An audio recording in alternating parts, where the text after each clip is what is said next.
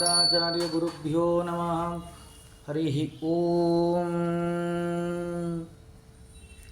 ಸೃಷ್ಟಿಸ್ಥಿತ್ಯಪ್ಯೇಯಾನಿ ಯತಿದೃಶಿತಮೋ ಬಂಧಮೋಕ್ಷಾಶ್ಚ ಯಸ್ಮಾದಸ್ಯ ಶ್ರೀಬ್ರಹ್ಮರುದ್ರಪ್ರಭೃತಿಸುರನರದ್ವಿಷಶತ್ರುತ್ಮಕಸ್ಯ ವಿಷ್ಣೋರ್ವ್ಯಸ್ತಾಃ ಸಮಸ್ತಾಃ ಸಕಲಗುಣನಿಧಿಃ ಸರ್ವದೋಷೋ ವ್ಯಪೇದಃ ಪೂರ್ಣಾನಂದೋ ವ್ಯಯೋ ಯೋ ಗುರುರಪಿ ಪರಮಶ್ಚಿಂತಯೇತಂ ಮಹಾಂತಂ. ಜನ್ಮಾದ್ಯಸ್ಯ ಯತೋನ್ಮಯಾದಿತರತಶ್ಚಾರ್ಥೇಷ್ವವಿಘ್ನಸ್ವರಾಟ್ ತೇನೇ ಬ್ರಹ್ಮಹೃದಾಯ ಆದಿಕವಯೇ ಮುಹ್ಯಂತಿ M ಸೂರಯಃ. ತೇಜೋ ವಾರಿಮೃದಾಂ ಯಥಾ ವಿನಿಮಯೋ ಯತ್ರ ತ್ರಿಸರ್ಗೋ ಮೃಷಾ ಧಾಮ್ನಾ ಸ್ವೇನ ಸದಾ ನಿರಸ್ತಕುಹಕಂ ಸತ್ಯಂ ಪರಂ ಧೀಮಹಿ. ನರಸಿಂಹೋ ಅಖಿಲಾಜ್ಞಾನಮತಧ್ವಾन्तದಿವಾಕರಃ ಜಯತ್ಯಮಿತಸಜ್ಞಾನ ಸುಖಶಕ್ತಿವಯೋನಿಧಿಃ. ನಾರಾಯಣಾಯ ಪರಿಪೂರ್ಣಗುಣಾರ್ಣವಾಯ ವಿಶ್ವೋದಯಸ್ಥಿತಿಲಯೋ ನಿಯತಿಪ್ರದಾಯ ಜ್ಞಾನಪ್ರದಾಯ ವಿಬುಧಾಸುರಸೌಖ್ಯದುಃಖ ಸತ್ಕಾರಣಾಯ ವಿತತಾಯ ನಮೋ ನಮಸ್ತೆ. ಯಸ್ಯಾಃ ಕಟಾಕ್ಷಮಾತ್ರೇಣ ಬ್ರಹ್ಮರುದ್ರೇಂದ್ರಪೂರ್ವಕಾಃ ಸುರಾಃ ಸ್ವೀಯಪದಾನ್ಯಾಪುಃ ಸಾ ಲಕ್ಷ್ಮೀರ್ಮೇ ಪ್ರಸೀದತು. ಬುದ್ಧಿರ್ಬಲಂ ಯಶೋಧೈರ್ಯಂ ನಿರ್ಭಯತ್ವಂ ಮರೋಗತಾ ಅಜಾಡ್ಯಂ ವಾಕ್ಪಟುತ್ವಂಚ ಹನುಮತ್ಸ್ಮರಣಾದ್ ಭವೇತ್.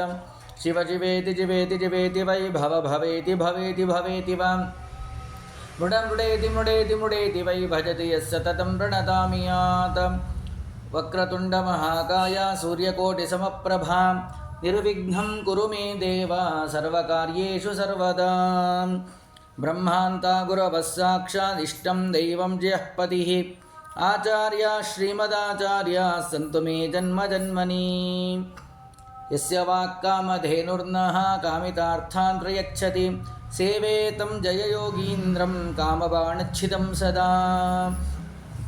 ಅರ್ಥಿಕಲ್ಪಿತಕಲ್ಪೋಯಂ ಪ್ರತ್ಯರ್ಥಿಗಜಕೇಸರಿ ವ್ಯಾಸತೀರ್ಥಗುರುರ್ಭೂಯಾತ್ ತಸ್ಮದಿಷ್ಟಾರ್ಥಸಿದ್ಧಯೇ. ತಪೋ ವಿದ್ಯಾ ವಿರಕ್ತ್ಯಾದಿ ಸದ್ಗುಣೋಘಾಕರಾನಹಂ ವಾದಿರಾಜಗುರೂನ್ ವಂದೇ ಹಯಗ್ರೀವದಯಾಶ್ರಯಾನ್. ಭಕ್ತಾನಾಂ ಮಾನಸಾಂಭೋಜ ಭಾನವೇ ಕಾಮಧೇನವೇ ನಮತಾಂ ಕಲ್ಪತರವೇ ಜಯೀಂದ್ರಗುರವೇ ನಮಃ. ಪ್ರಣಮತ್ಕಾಮಧೇನುಂಚ ಭಜತ್ಸುರತರೂಪಮಂ ಶ್ರೀಭಾವಬೋಧಕೃತ್ಪಾದಚಿಂತಾಮಣಿಮುಪಾಸ್ಮಹೇ. ದುರ್ವಾದಿದ್ವಾಂತರವಯೇ ವೈಷ್ಣವೇಂದೀವರೇಂದವೇ ಶ್ರೀರಾಘವೇಂದ್ರಗುರವೇ ನಮೋ ಅತ್ಯಂತದಯಾಲವೇ. ಸ್ಥಾಪಕಾಂಜಯತೀರ್ಥೀಯ ವಿದ್ಯಾಪೀಠಸ್ಯ ತಾಪಸಾನ್ ಸತ್ಯಪ್ರಮೋದತೀರ್ಥಾರ್ಯಾನ್ ನೌಮಿನ್ಯಾಯ ಸುಧಾರತಾನ್. ಯೈರಹಂ ಶುಕವತ್ಸಮ್ಯಕ್ ಶಿಕ್ಷಿತೋಸ್ಮಿ ಕೃಪಾಲುಭಿಃ ಶ್ರೀಮತ್ಸತ್ಯಾತ್ಮತೀರ್ಥಾರ್ಯಾನ್ ವಂದೇ ವಿದ್ಯಾಗುರೂನ್ ಮಮ. ಆಪಾದಮೌಲಿಪರ್ಯಂತಂ ಗುರೂಣಾಂ ಆಕೃತಿಂ ಸ್ಮರೇತ್ ತೇನ ವಿಘ್ನಾಃ ಪ್ರಣಶ್ಯಂತಿ ಸಿದ್ಧ್ಯಂತಿ ಚ ಮನೋರಥಾಃ. ಸ್ವಸ್ತ್ಯಸ್ತು ಅಜೇಜನನ್ಮಂಗಲಾನಿ ಸಂತು ಶ್ಲೋಕೈಕಶ್ರವಣಪಠನಮಾತ್ರೇಣ ಕಥಾವಕ್ತುಶ್ಚ ಶ್ರೋತॄಣಾಂ ನಿಖಿಲಕಲಿಕೃತಕಲ್ಮಷಾನ್ನೋದನಪಟುತರೆ ಧರ್ಮಾಧ್ಯಕಿಲ ಪುರುಷಾರ್ಥಸಾಧನೆ ಬೋಧೆ ಶ್ರೀಮದ್ಭಾಗವತೆ ಪಾರಮಹಂಸ್ಯಾಂ ಸಂಹಿತಾಯಾಂ ಅದ್ಯ ಕಥಾ ಪ್ರಸಕ್ತೋ ಕಿಂಚಿತ್ ಪೂರ್ವಕಥಾ ಪ್ರಮೇಯಾನುವಾದಃ. ಹರಿ ಓಂ.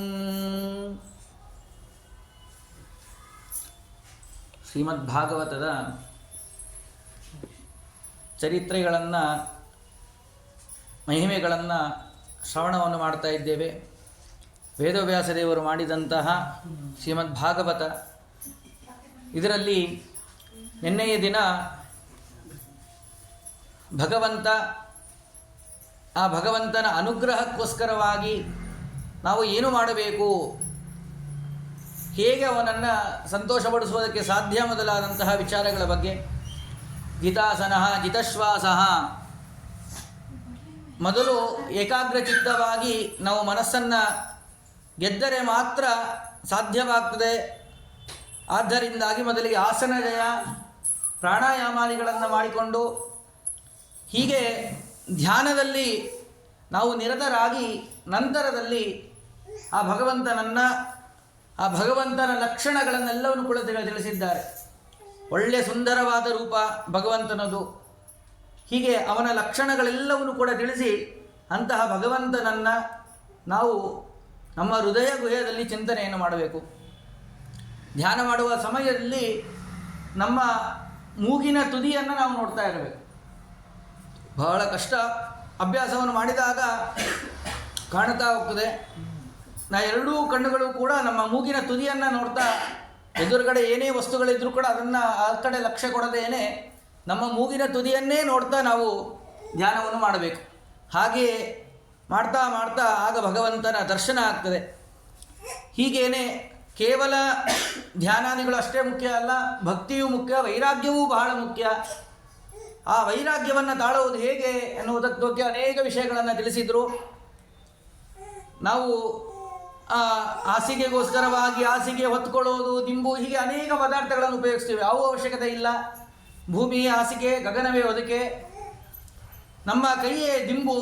ಹೀಗೆ ನೀರನ್ನು ಕುಡಿಯುವುದಕ್ಕೆ ಬೊಗಸೆ, ಕೈಯನ್ನು ನೀರು ಬೊಗಸೆ ಮಾಡುವುದೇ, ಅದಕ್ಕೋಸ್ಕರ ಯಾವ ಪಾತ್ರೆ ಅವಶ್ಯಕತೆ ಇಲ್ಲ. ಹೀಗೆ ಅನೇಕ ವೈರಾಗ್ಯ ಸೂಚಕವಾದಂಥ ವಿಷಯಗಳನ್ನೆಲ್ಲವನ್ನು ಕೂಡ ತಿಳಿಸಿದರು. ಇದರಲ್ಲಿ ಮಹಾಜ್ಞಾನಿಗಳು ಆ ರೀತಿಯಾಗಿ ದಿಗಂಬರ ದಿಕ್ಕೆ ಅಂಬರವನ್ನಾಗಿ ಮಾಡಿಕೊಂಡಂಥವರು ಇರ್ತಾರೆ. ಆದರೆ ಅಷ್ಟು ಸಾಮರ್ಥ್ಯ ನಮಗಿಲ್ಲದೇ ಇದ್ದರೂ ಕೂಡ ಕೆಲವರು ಹುಟ್ಟಿಕೊಂಡು ಬಿಟ್ಟಂತಹ ಬಟ್ಟೆಗಳನ್ನು ಅವರು ಬಂದು ಆ ಮರಕ್ಕೆ ಹಾಕಿರ್ತಾರೆ ಒಂದು ಸ್ಥಳಕ್ಕೆ, ಅದನ್ನು ಹುಟ್ಟಿಕೊಂಡು ಜೀವನವನ್ನು ಮಾಡೋದು. ಹೀಗೆ ಜೀರ್ಣವಾದಂತಹ ಬಟ್ಟೆಗಳನ್ನು ಧರಿಸಿ ವೈರಾಗ್ಯ ಸೂಚನೆಯನ್ನು ಮಾಡೋದು. ಹೀಗೆ ಅನೇಕ ರೀತಿಯಾದಂತಹ ವೃತ್ತಾಂತಗಳನ್ನೆಲ್ಲ ತಿಳಿಸಿದರು. ಆ ಭಗವಂತನನ್ನು ಈ ರೀತಿಯಾಗಿ ಜ್ಞಾನ ಭಕ್ತಿ ವೈರಾಗ್ಯವನ್ನು ಮಾಡುವ ಮೂಲಕವಾಗಿ ಅವನನ್ನು ಸಂತೋಷಪಡಿಸಬೇಕು. ಆಗ ಭಗವಂತ ನಮಗೆ ದರ್ಶನವನ್ನು ಕೊಡ್ತಾರೆ. ಅವರವರ ಯೋಗ್ಯತಾನುಸಾರವಾಗಿ. ಕೆಲವರಿಗೆ ಅ ಅಂತ ನಾವು ಶಬ್ದವನ್ನು ಪ್ರಯೋಗ ಮಾಡ್ತೀವಿ, ಅಷ್ಟೇ ಒಂದು ಕ್ಷಣ ಮಾತ್ರ ಅ ಅನ್ನುವಷ್ಟು ಸಮಯದಲ್ಲಿ ಮಾತ್ರ ದರ್ಶನವನ್ನು ಕೊಡ್ತಾನೆ. ಕೆಲವರಿಗೆ ಅ ಅಂತ ಅನ್ನೋದೇ 6 ಬಾರಿ ಅ ಅ ಅ ಅ ಅ ಅಂತ, ಈ 6 ಬಾರಿ ಅಂದಾಗ ಎಷ್ಟು ಸಮಯ ಹಿಡಿಯುತ್ತೋ ಅಷ್ಟು ಸಮಯ. ಕೆಲವರಿಗೆ ಅನ್ನುವಷ್ಟು ಇಲ್ಲ, ಇದಕ್ಕಿಂತಲೂ ಕಡಿಮೆ. ಹೀಗೆಲ್ಲ ಅದರ ವಿಭಾಗವನ್ನು ತಿಳಿಸಿದ್ದಾರೆ. ಹಾಗೆಯೇ ಆ ಭಗವಂತನನ್ನು ಹೀಗೆ ಚಿಂತನೆಯನ್ನು ಮಾಡಬೇಕು. ಅವನನ್ನು ಸಾಧನೆ ದರ್ಶನ ಮಾಡಿಕೊಂಡ್ರೆ ನಮ್ಮ ಜೀವನ ಆಗ ಸಾರ್ಥಕವಾಗ್ತದೆ ಎಂಬುವಂಥ ವೃತ್ತಾಂತಗಳನ್ನು ತಿಳಿಸಿ, ನಂತರದಲ್ಲಿ ಭಗವಂತ ತಾನು ಸೃಷ್ಟಿಯನ್ನು ಮಾಡಬೇಕು ಅಂತ ಇಚ್ಛೆಪಟ್ಟ. ಮೊದಲಿಗೆ ಆ ಬ್ರಹ್ಮದೇವರನ್ನು ಸೃಷ್ಟಿಯನ್ನು ಮಾಡಿದ್ದಾನೆ. ನಾಭಿಕಮಲದಿಂದ ಆ ಬ್ರಹ್ಮದೇವರನ್ನು ಸೃಷ್ಟಿಯನ್ನು ಮಾಡಿದ ಮೇಲೆ ಆಗ ಬ್ರಹ್ಮದೇವರಿಗೆ ಏನೂ ಕೂಡ ತೋಚದಲ್ಲಿ ಏನು ಮಾಡಬೇಕಂತ ಗೊತ್ತಾಗ್ತಾ ಇಲ್ಲ. ಸ್ಪರ್ಶೇಶು ಷೋಡಶಮೇಕವಿಂಶಂ 16-21 ಅಕ್ಷರಗಳು ಕೇಳಿಸ್ತಂತೆ. ಏನು ಹಂಗಂತಂದರೆ ತಪಸ್ಸನ್ನು ಮಾಡು ಅಂತ ಹೇಳಿ ಅವರು ವಿಶೇಷವಾಗಿ ಭಗವಂತನನ್ನು ಕುರಿತು ತಪಸ್ಸನ್ನು ಮಾಡಿದ್ದಾರೆ. ಆ ತಪಸ್ಸನ್ನು ಮಾಡಿದ ಮೇಲೆ ಆ ಭಗವಂತನ ದರ್ಶನವಾಗಿದೆ. ಭಗವಂತ ಉಪದೇಶವನ್ನು ಮಾಡ್ತಾ ಇದ್ದಾನೆ. ನೀನು ಸೃಷ್ಟಿಯಾದಿಗಳನ್ನು ವಿಶೇಷವಾಗಿ ಮಾಡು ಎಂಬುದಾಗಿ ಹೇಳಿದಾಗ, ಆಯ್ತು ಸ್ವಾಮಿ, ನಿನ್ನ ಆಜ್ಞೆಯನ್ನು ಪಾಲನೆಯನ್ನು ಮಾಡ್ತೀನಿ, ಆದರೆ ನನ್ನ ಒಂದು ಪ್ರಾರ್ಥನೆ ಇದೆ, ಅದನ್ನು ನೀನು ನಡೆಸಿಕೊಡಬೇಕು ಅಂತ ಕೇಳ್ಕೊಂಡನಂತ. ಏನು ಪ್ರಾರ್ಥನೆ ನಿಂದು ಅಂತಂದರೆ, ಎಂತಹ ಸಂದರ್ಭ ಬಂದರೂ ಕೂಡ ನನಗೆ ಅಹಂಕಾರ ಬರಬಾರದು. ನಾನು ಮಾಡ್ತಾ ಇದ್ದೇನೆ, ನಾನು ಸೃಷ್ಟಿಯಾದಿಗಳನ್ನೆಲ್ಲ ಮಾಡಿದ್ದೇನೆ ಎಂಬುವಂಥ ಅಹಂಕಾರ ನನಗೆ ಬರಬಾರದು. ಆ ರೀತಿಯಾಗಿ ನನಗೆ ರಕ್ಷಣೆಯನ್ನು ಮಾಡುವಂಥ ಪ್ರಾರ್ಥನೆ ಮಾಡ್ತಾ ಇದ್ದಾನೆ. ಯಾವತ್ ಸಕಾಸಕ್ಯುರ್ ನಿವೇಶತೆ ಕೃತಃ ಪ್ರಜಾ ವಿಸರ್ಗೆ ವಿಭಜಾಮಿ ಭೋಜನಂ ಅವಿಕ್ಲವಸ್ತೆ ಪರಿಕರ್ಮಣಿ ಸ್ಥಿತೋ ಮಾಮೇ ಸಮುನ್ನದ್ಧ ಮದೋಜಮಾನಿನಃ. ನಾನೇ ಮಾಡಿದ್ದೇನೆ, ನನ್ನಿಂದಲೇ ನಡೀತಾ ಇದೆ ಅಂತ ಒಂದು ವೇಳೆ ಅಹಂಕಾರ ಬಂತು ಅಂದರೆ ನಾವು ಮಾಡಿದ್ದೆಲ್ಲ ವ್ಯರ್ಥವಾಗಿ ಹೋಗ್ತದೆ. ಅದಕ್ಕೋಸ್ಕರವಾಗಿ ಆ ರೀತಿಯಾಗಿ ಅಹಂಕಾರ ಬರದಂತೆ ನನ್ನನ್ನು ರಕ್ಷಣೆಯನ್ನು ಮಾಡು ಎಂಬುದಾಗಿ ಪ್ರಾರ್ಥನೆಯನ್ನು ಮಾಡಿಕೊಂಡಿದ್ದಾನೆ. ಅವಶ್ಯವಾಗಿ ಆಗಲಿ ಅಂತ ಹೇಳಿ ಭಗವಂತನ ಅನುಗ್ರಹ ಬ್ರಹ್ಮದೇವರ ಮೇಲೆ ಆಗಿದೆ. ಮತ್ತು ಅವರಿಗೆ ಉಪದೇಶವನ್ನು ಮಾಡಿದ್ದಾರೆ. ಚತುಶ್ಲೋಕಿ ಭಾಗವತವನ್ನು ಉಪದೇಶವನ್ನು ಮಾಡಿದ್ದಾರೆ. ಜ್ಞಾನೋಪದೇಶವನ್ನು ಮಾಡಿ ಎಂದು ಪ್ರಾರ್ಥನೆ ಮಾಡಿದಾಗ ಚತುಶ್ಲೋಕಿ ಭಾಗವತವನ್ನು ಏನು ನಾವು ವಿಸ್ತಾರವಾಗಿ ಭಾಗವತವನ್ನು ಕೇಳ್ತಾ ಇದ್ದೀವೋ ಅದರ ಸಂಕ್ಷೇಪ ರೂಪದಲ್ಲಿ 4 ಶ್ಲೋಕದಲ್ಲಿಯೇ ಅದನ್ನು ಉಪದೇಶವನ್ನು ಮಾಡಿದ್ದಾರೆ. ಅಹಮೇವಾಸಮಗ್ರೇ ಚ ನಾಣ್ಯತ್ತತ್ ಸದಸತ್ಪರಂ ಪಶ್ಚಾದಹಂ ತ್ವಮೇತಚ್ಚ ಯೋವಶಿಷ್ಯೇತ ಸೋಸ್ಮ್ಯಹಂ ಋತೇರ್ಥಂ ಯತ್ ಪ್ರತೀಯೇತ ನತ್ ಪ್ರತೀಯೇತ ಚಾತ್ಮನಿ ತದ್ವಿದ್ಯಾತ್ ಆತ್ಮನೋ ಮಾಯಾಂ ಯಥಾ ಭಾಸೋ ಯಥಾ ತಮಃ ಯಥಾ ಮಹಂತಿ ಭೂತಾನಿ ಭೂತೇಷು ಚಾವಚೇಷು ಚ ಪ್ರವಿಷ್ಟಾನ್ಯಪ್ರವಿಷ್ಟಾನಿ ತಥಾ ತೇಷು ನ ತೇಷ್ವಹಂ. ಹೀಗೆ ಆದೇಶ್ವಹಂ ಏತಾವದೇವ ಜಿಜ್ಞಾಸಂ ತತ್ವಜಿಜ್ಞಾಸೋನಾತ್ಮನಃ ಅನ್ಯೋ ವ್ಯತಿರೇಕಾಭ್ಯಾಂ ಯತ್ಸ್ಯಾತ್ ಸರ್ವತ್ರ ಸರ್ವದಾ. ಹೀಗೆ 4 ಶ್ಲೋಕಗಳನ್ನು ಉಪದೇಶವನ್ನು ಮಾಡಿದ ಮೇಲೆ ಏನು ಅದರ ಚಿಂತನೆ ಅಂತಂದರೆ, ಅದರ ಸಾರಾಂಶವನ್ನು ತಿಳಿಯೋದಾದರೆ, ಆ ಪ್ರಳಯ ಆದ ನಂತರದಲ್ಲಿ, ಪ್ರಳಯ ಕಾಲದಲ್ಲಿ, ಪ್ರಳಯ ಆದ ನಂತರದಲ್ಲಿ ನಾನೇ ಇದ್ದಿದ್ದು, ನಾನೊಬ್ಬನೇ ಇದ್ದಿದ್ದು. ಅಹಮೇವ ಅಸಮಗ್ರೇಚ, ಹಿಂದೆ ಮುಂದೆ ಆ ಸಮಯದಲ್ಲಿ ಬೇರೆ ಯಾರೂ ಕೂಡ ಇಲ್ಲ, ನಾನೇ ಇದ್ದು ಆ ಕಾರ್ಯಗಳೆಲ್ಲವನ್ನು ಕೂಡ ಮಾಡಿದ್ದೇನೆ. ಪಶ್ಚಾದಮ ತ್ವಮೇತಚ್ಚ ಯೋಗಶಿಷ್ಯೇತ ಸೋಸ್ಮಹಂ. ಮತ್ತೆ ಇಲ್ಲಿ ಒಂದು ಪ್ರಶ್ನೆ ಮಾಡ್ಕೊತಾರೆ, ಮತ್ತೆ ಭಗವಂತ ಒಬ್ಬನೇ ಇದ್ದ ಅಂದರೆ ಹೇಗೆ, ಬೇರೆ ಯಾರೂ ಕೂಡ ಇರಲಿಲ್ವಾ ಅಂತಂದರೆ, ನಿತ್ಯವಾದಂತಹ ಜೀವಾದಿಗಳೆಲ್ಲರೂ ಕೂಡ ಇದ್ದರು, ಕರ್ಮ ಎಲ್ಲವೂ ಕೂಡ ಇತ್ತು. ಆದರೆ ಇದ್ರೂ ಕೂಡ ಇಲ್ಲದಂತೆ ಅವರು ಇದ್ದರು. ಹೇಗೆ, ಏನು ಇದ್ರೂ ಕೂಡ ಇಲ್ಲದೆ ಅಂದರೆ ಏನು ಅಂತ ಅರ್ಥ ಅಂತಂದರೆ, ಅವರಿಂದ ಯಾವ ಪ್ರಯೋಜನ ಆಗುವುದಿಲ್ಲ, ಯಾವ ಕೆಲಸ ನಡೆಯೋದಿಲ್ಲ. ನೆನ್ನೆ ದಿನ ಸ್ವಲ್ಪ ತಿಳಿದಿದೆ ಅದ್ರ ಬಗ್ಗೆ. ಕರ್ಮ ಆ ಪುಣ್ಯ ಪಾಪಗಳನ್ನು ಕೊಡ್ತದೆ, ಆ ಕರ್ಮದ ಕೆಲಸ ಏನು ಕೂಡ ನಡೀತಾ ಇರುವುದಿಲ್ಲ. ಜೀವ ಇದ್ದಾನೆ, ಅವನಿಗೆ ದೇಹದ ಸಂಬಂಧಗಳು ಯಾವುದೂ ಕೂಡ ಆಗ್ತಾ ಇಲ್ಲ, ಕರ್ಮಾದಿಗಳ ಯಾವ ಸಂಬಂಧ ಆಗ್ತಾ ಇಲ್ಲ, ಅದರ ಕೆಲಸ ನಡೀತಾ ಇಲ್ಲ. ಹಾಗೆ ಇದ್ರೂ ಕೂಡ ಇಲ್ಲದಂತೆ ಕೇವಲ ಭಗವಂತ ಒಬ್ಬನೇ ಇದ್ದ, ಅವನೇ ಎಲ್ಲವನ್ನು ಕೂಡ ಪ್ರಳಯ ಕಾಲದಲ್ಲೂ ಎಲ್ಲರನ್ನು ತನ್ನ ಉದರದಲ್ಲಿ ಹೊಟ್ಟೆಯಲ್ಲಿ ಇಟ್ಕೊಂಡಿದ್ದಾನೆ. ಎಲ್ಲರೂ ಕೂಡ ಇದ್ದಾರೆ ಜೀವರು, ಇದ್ದರೂ ಕೂಡ ಇಲ್ಲದಂತೆ ಇದ್ದಾರೆ. ಹೇಗೆ, ಅದಕ್ಕೆ ದೃಷ್ಟಾಂತವನ್ನು ಕೊಡ್ತಾರೆ. ಒಂದು, ಈಗ ರಥೋತ್ಸವ ನಡೀತಾ ಇರುತ್ತದೆ. ರಥೋತ್ಸವ ನಡೆಯುವ ಸಮಯದಲ್ಲಿ ರಥದಲ್ಲಿ ಕೇವಲ ದೇವರು ಮಾತ್ರ ಇರ್ತಾರೆ. ಅಲ್ಲಿ ಅದನ್ನು ಹಿಡ್ಕೊಳ್ಳುವುದಕ್ಕೋಸ್ಕರವಾಗಿ, ಆ ಪ್ರತಿಮೆಯನ್ನು ಹಿಡ್ಕೊಳ್ಳುವುದಕ್ಕೋಸ್ಕರವಾಗಿ ಅರ್ಚಕರು ಕುಳಿತಿರ್ತಾರೆ. ಕೆಲವರು ದಂಡವನ್ನು, ಚಾಮರವನ್ನೆಲ್ಲ ಹಿಡಿದುಕೊಂಡಿರ್ತಾರೆ. ದೊಡ್ಡದಾಗಿ ನಾವು ಸಾಮಾನ್ಯವಾಗಿ ಈ ಬ್ರಹ್ಮೋತ್ಸವಗಳಲ್ಲಿ ನೋಡಬಹುದು, ತಿರುಪತಿ ಮೊದಲಾದವುಗಳಲ್ಲಿ ದೊಡ್ಡದಾದಂತಹ ಸಿಕ್ಕಾಪಟ್ಟೆ ಜನ ಸಂದಡಿ. ಅಲ್ಲಿ ನಮಗೆ ಅಲ್ಲಿ ಭಗವಂತನ ರೂಪ ಶ್ರೀನಿವಾಸನ ದರ್ಶನಕ್ಕಿಂತ ಪಕ್ಕದಲ್ಲಿರೋ ಪುರೋಹಿತ ಅರ್ಚಕರೇ ಮಾತ್ರ ಕಾಣ್ತಾ ಇರ್ತಾರೆ. ಯಾಕಂದರೆ ಒಳ್ಳೆಯ ದತ್ತಾರಿ ಶಾಲುಗಳನ್ನು, ಒಳ್ಳೆಯ ಪಂಚಗಳನ್ನು, ಮಡಿಗಳನ್ನು ಉಟ್ಕೊಂಡಿರ್ತಾರೆ. ವಿಗ್ರಹ ಇಷ್ಟು ಸಾಮಾನ್ಯ ಒಂದು ಆಕಾರದಲ್ಲಿ ಇರ್ತದೆ. ಆದರೆ ಅದರಲ್ಲಿ ಅಲ್ಲಿ ನೇರವಾಗಿ ನೋಡಿದಾಗಂತೂ ಬರೀ ಅಲ್ಲಿ ನೋಡಿದಾಗ ಕೇವಲ ಅಲ್ಲಿ ಅರ್ಚಕರು ಮಾತ್ರ ಕಾಣ್ತಾ ಇರ್ತಾರೆ. ಹುಡುಗ, ಸಣ್ಣ ಹುಡುಗ ಕೇಳಿದಂತೆ, ಅಮ್ಮ ನಾನೂ ಕೂಡ ಅರ್ಚಕ ಆಗ್ತೀನಿ ಅಂತ, ಪೂಜಾರ ಆಗ್ತೀನಿ. ಯಾಕೆ ಅಂತಂದರೆ, ನನಗೂ ರಥೋತ್ಸವ ಮಾಡ್ತಾರೆ ಅಂತ. ಅವರಿಗೆಲ್ಲೂ ರಥೋತ್ಸವ ಮಾಡ್ತಾ ಇರೋದು ದೇವರಿಗೆ, ಅವರು ಅದನ್ನು ಇಟ್ಕೊಳ್ಳೋಕೆ, ದೇವರನ್ನ ಪೂಜೆ ಮಾಡೋದಕ್ಕೋಸ್ಕರ ಅವ್ರ ಜೊತೆ ಕೂತಿದ್ದಾರೆ. ಎಲ್ಲಿ ದೇವರು ಕಾಣ್ತಾನೆ ಇಲ್ಲಲ್ಲ ಅಂತನ್ನ. ಹೀಗೆ ಅಲ್ಲಿ ನಾವು ಮಾಧ್ಯಮಗಳಲ್ಲಿ ನೋಡಿದಾಗ ಅವರು ಸಂಪೂರ್ಣ ಝೂಮ್ ಮಾಡಿರ್ತಾರೆ, ಆಗ ದೇವರು ಕಾಣ್ತಾರೆ ನಮಗೆ. ಆದರೆ ಅಲ್ಲಿ ಬ್ರಹ್ಮೋತ್ಸವದಲ್ಲಿ ಲಕ್ಷಾಧಿಕ ಗಟ್ಟಲೆ ಜನ ಇರ್ತಾರೆ. ಅದರಲ್ಲಿ ನಾವೆಲ್ಲೋ ದೂರದಲ್ಲಿ ನಿಂತಾಗ ದೊಡ್ಡ ದೇಹ ಮನುಷ್ಯನಿರುತ್ತೆ, ಆ ಮನುಷ್ಯ ಕಾಣ್ತಾ ಇರ್ತಾನಂತೂ ಆ ವಿಗ್ರಹ ಕಾಣ್ತಾ ಇರೋದಿಲ್ಲ. ಆ ಹುಡುಗಂಗೆ ಹಂಗೆ ಅನಿಸ್ತಂತೆ. ಅದಕ್ಕೋಸ್ಕರವಾಗಿ ಇಲ್ಲಪ್ಪ ಅಲ್ಲಿ ದೇವರಿದೆ, ಆ ದೇವರ ಪೂಜೆಗೋಸ್ಕರವಾಗಿ ಅವರು ಪಕ್ಕದಲ್ಲಿ ಕುಳಿತಿದ್ದಾರೆ ಅಂತ. ಹಾಗೆ ಈ ಕ್ರಮದಲ್ಲಿ ಅಲ್ಲಿ ಅನೇಕ ದಂಡ ಹಿಡಿದವರು, ಚಾಮರವನ್ನು ಬೀಸುವವರು ಅನೇಕರೆಲ್ಲರೂ ಕೂಡ ಇರ್ತಾರೆ ರಥೋತ್ಸವದ ಜೊತೆಯಲ್ಲಿ, ರಥದಲ್ಲಿ. ಆದರೆ ಅವರು ಯಾರೂ ಕೂಡ, ಎಲ್ಲರೂ ಕೂಡ ಯಾರ ರಥೋತ್ಸವ ನಡೀತಾ ಇದೆ ಅಂತಾರೆ ಹೊರತು ಆ ಅರ್ಚಕರ ರಥೋತ್ಸವ, ದಂಡ ಹಿಡಿದವರ ರಥೋತ್ಸವ ನಡೀತಾ ಇದೆ ಅಂತ ಯಾರೂ ಕೂಡ ಹೇಳೋದಿಲ್ಲ.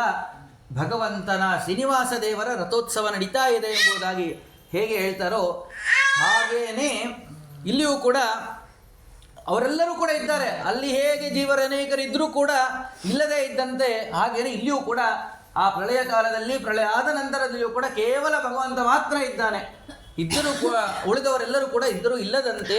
ಹೀಗೆ ಅದನ್ನು ತಿಳಿಸಿ ಮುಂದೆ ಪಶ್ಚಾದುಹಂ ತ್ವಮೇದಾಚ ಯೋವ ಶಿಷ್ಯೇದ ಸೋಸ್ಮ್ಯಹಂ. ಮುಂದೆ ಇನ್ನೂ ಎಲ್ಲ ಸೃಷ್ಟ್ಯಾದಿಗಳನ್ನು ನಾನು ಮಾಡ್ತೇನೆ.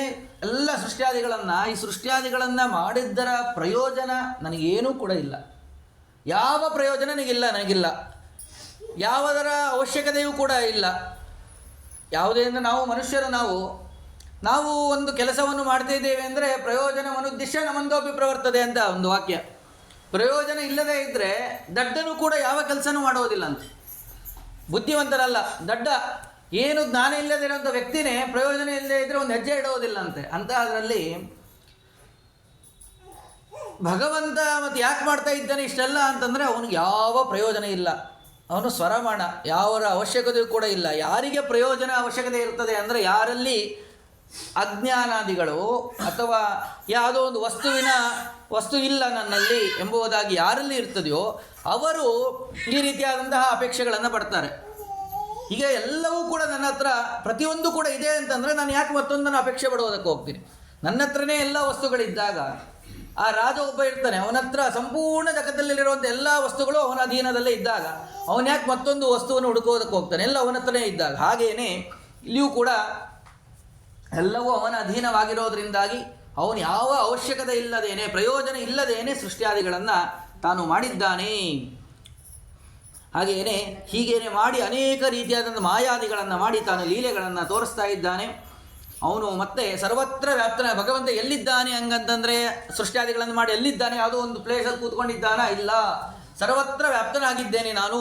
ಪ್ರತಿಯೊಂದು ವಸ್ತುವಿನಲ್ಲಿಯೂ ಕೂಡ ಪ್ರತಿಯೊಬ್ಬರಲ್ಲಿಯೂ ಕೂಡ ನಾನು ಇದ್ದು ಅವರಲ್ಲೆಲ್ಲರಿಗೂ ಕೂಡ ಅನುಗ್ರಹವನ್ನು ಮಾಡ್ತಾ ಇದ್ದೇನೆ ಎಂಬುದಾಗಿ ತಿಳಿಸಿ, ಹೀಗೆ ಆ ಜಗತ್ತಿನಲ್ಲಿ ನಾವು ವಸ್ತುಗಳನ್ನು ನೋಡ್ತಾ ಇದ್ದೇವೆ, ಅದು ಇದೆ, ಜೀವ ಇಲ್ಲ, ಹೀಗೆಲ್ಲ ಏನು ನೋಡ್ತೀವೋ ಆ ವಸ್ತುವಿನ ಅಸ್ತಿತ್ವ ಇಲ್ಲ, ಎಲ್ಲದಕ್ಕೂ ಕೂಡ ಕಾರಣನಾದವನೇ ನಾನು.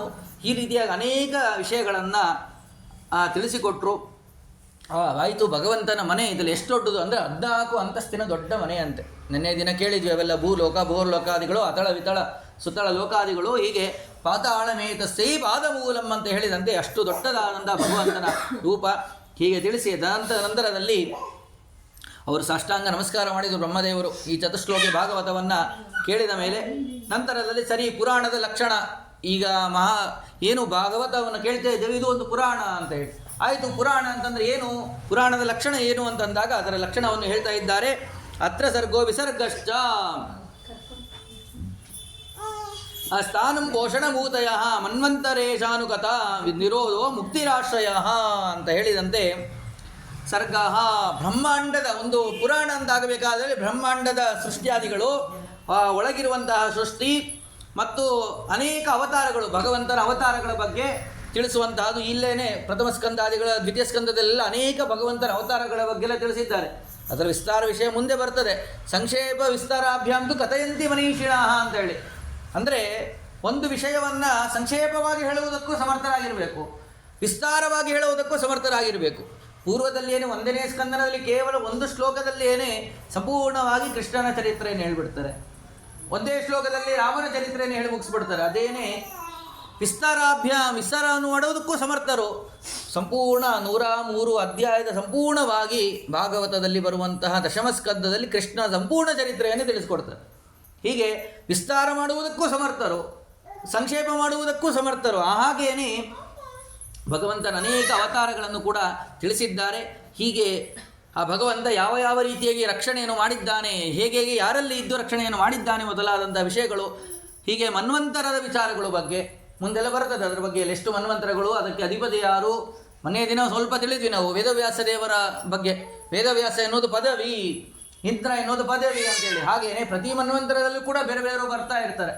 ಆ ಮನ್ವಂತರಕ್ಕೆ ಯಾರ್ಯಾರು ಇರ್ತಾರೆ ಅಂತ ಎಲ್ಲ ಅದ್ರ ಬಗ್ಗೆ ಎಲ್ಲ ವಿಷಯಗಳು. ಹೀಗೇನೆ ಯಾವ ಉಪಕಥೆಗಳು, ಭಗವದ್ಭಕ್ತರ ಚರಿತ್ರೆಗಳು. ಕೇವಲ ಭಗವಂತನ ಚರಿತ್ರೆ ಒಂದೇ ಸಾಲುವುದಿಲ್ಲ ನಮಗೆ ಭಕ್ತಿ ಉದ್ರೇಕವಾಗುವುದಕ್ಕೆ. ಯಾಕೆಂತಂದರೆ ನಮಗೆ ಸಾಮಾನ್ಯವಾಗಿ ನಮ್ಮ ಜೊತೆ ಇದ್ದವರ ವಿಷಯಗಳನ್ನು ಹೇಳಿದರೆ ಅವರು ಹಂಗಿದ್ದಾರೆ ಅಂದರೆ ನಾವಿಗೂ ಆ ಥರ ಸಿಗ್ಬಹುದು ಅಂತ. ಯಾರಿಗೋ ಒಬ್ಬರಿಗೆ ರಾಯರ ಸೇವೆಯನ್ನು ಮಾಡಿದರು, ಅವರಿಗೆ ಫಲ ಸಿಕ್ತು ಅಂದ ತಕ್ಷಣ ನಮಗೂ ಸಿಗ್ಬೋದು, ನಾನು ಮಾಡ್ತೀನಿ ಅಂತ. ಇಲ್ಲ, ಯಾರೋ ಒಂದು 50 50-60 ವರ್ಷ ಹಿಂದಿನ ಕಥೆಗಳನ್ನು ಹೇಳಿದರೆ ಅಷ್ಟು ನಮಗೆ ಮನಸ್ಸಿಗತ್ತಲ್ಲ. ಅಥವಾ ಕೇವಲ ರಾಯರ ಬಗ್ಗೆ ಹೇಳಿದರೆ ರಾಯರ ಅನುಗ್ರಹ ಮಾಡ್ತಾರೆ ಅಷ್ಟೇ ಹೇಳಿದರೆ ನಮಗೆ ಅದು ಮನಸ್ಸಿಗೆ ಹತ್ತೋದಿಲ್ಲ. ನಮ್ಮ ಹತ್ತಿರದಲ್ಲಿದ್ದವರು ಮಾಡಿದಾಗ ಅವರಿಗೆ ಫಲ ಆಗಿದೆ ಅಂದಾಗ ಬೇಗ ನಮಗೆ ಆ ಕಡೆಯಲ್ಲಿ ಭಕ್ತಿ ಎಂಬುದು ಹೆಚ್ಚಾಗ್ತದೆ. ಹಾಗೆಯೇ ಇಲ್ಲಿಯೂ ಕೂಡ ಅದಕ್ಕೋಸ್ಕರವಾಗಿ ಕೇವಲ ಭಗವಂತನ ವಿಚಾರಗಳನ್ನು, ಭಗವಂತನ ಅವತಾರಗಳನ್ನು, ಮಹಿಮೆಗಳನ್ನು, ಪವಾಡಗಳನ್ನು ಹೇಳಿದರೆ ಸಾಲೋದಿಲ್ಲ ಅಂತ ಹೇಳಿ ಭಗವದ್ಭಕ್ತರ ಮೊದಲ ಅಂಬರೀಷ ಚಕ್ರವರ್ತಿ ಮೊದಲಾದ ಅನೇಕ ಭಗವದ್ಭಕ್ತರ ಚರಿತ್ರೆಗಳನ್ನು ಕೂಡ ತಿಳಿಸುವುದು. ಹೀಗೇನೆ ಈಗ ಅನೇಕ ವಿಷಯಗಳನ್ನೆಲ್ಲವನ್ನು ಕೂಡ ತಿಳಿಸುವುದೇನೆ ಈ ಪುರಾಣ ಎಂಬುದಾಗಿ ಆ ಪುರಾಣಗಳ ಬಗ್ಗೆ ತಿಳಿಸಿದ್ರು. ಮುಂದೆ ಆ ಭಗವಂತ ತಾನು ಆ ಸೃಷ್ಟಿಯಾದಿಗಳನ್ನು ಮಾಡುವುದಕ್ಕೆ ಬ್ರಹ್ಮದೇವರಿಗೆ ಆಜ್ಞೆಯನ್ನು ಮಾಡಿದ್ದಾನೆ. ಬ್ರಹ್ಮದೇವರು ಅನೇಕ ವಿಧವಾದಂತಹ ಸೃಷ್ಟಿಯಾದಿಗಳನ್ನು ಮಾಡ್ತಾ ಇದ್ದಾರೆ. ಏನೆಲ್ಲರಲ್ಲಿಯೂ ಕೂಡ ಇದ್ದು ಮಾಡಬೇಕು ಅಂತ ಆಜ್ಞೆ, ಪ್ರತಿಯೊಬ್ಬ ವ್ಯಕ್ತಿಯಲ್ಲಿಯೂ ಕೂಡ ತಾನು ಇದ್ದು ಈ ಕಾರ್ಯಾದಿಗಳನ್ನು ನೀನು ಮಾಡು ಎಂಬುದಾಗಿ ಆಜ್ಞೆಯನ್ನು ಮಾಡಿದ್ದಾರೆ. ನೋಡಿ, ಕೇವಲ ಯಾವುದೋ ಒಂದು ವಸ್ತುವನ್ನು ಸೃಷ್ಟಿ ಮಾಡಿ ಮುಗಿಸಿಬಿಡೋದಲ್ಲ, ಇದ್ದು ಕಾರ್ಯವನ್ನು ನಡೆಸಬೇಕಂತದನ್ನು, ಆ ಕಾರ್ಯವನ್ನು ಕೂಡ ನಡೆಸುವಂಥ ದೊಡ್ಡದಾದಂತಹ ಜವಾಬ್ದಾರಿಯನ್ನು ಕೊಟ್ಟಿದ್ದಾರೆ. ಇತ್ತ ಕಡೆಯಲ್ಲಿ ನಾವು ನೆನ್ನೆ ದಿನ ಕೇಳ್ತಾ ಇದ್ವಿ, ವಿದುರ ಉದ್ಧವರ ಸಂವಾದ ಆಯಿತು. ಉದ್ಧವರು ಅನೇಕ ಮಹಾಜ್ಞಾನಿಗಳು. ಪೂಜೆ ಅಂತಂದರೆ ಉದ್ಧವರು ಅನ್ಬೇಕು. ಅಷ್ಟು ಪೂಜೆಯಲ್ಲಿ ನಿರತರಾದವರು. 5 ವರ್ಷದಲ್ಲಿಯೇ ಸಂಪೂರ್ಣವಾಗಿ ಪೂಜೆಯಲ್ಲಿ ನಿರತರಾದಂಥ ವ್ಯಕ್ತಿ. ಸಣ್ಣ ವಯಸ್ಸಿನಿಂದಲೂ ಕೂಡ ದೇವರ ಪೂಜೆ ಅಂತಂದರೆ ಅದಕ್ಕಿಂತ ಪ್ರೀತ್ಯಾಸ್ಪದವಾದದ್ದು ಮತ್ತೊಂದಿಲ್ಲ. ಅಷ್ಟು ದೇವರ ಮೇಲೆ ಭಕ್ತಿ.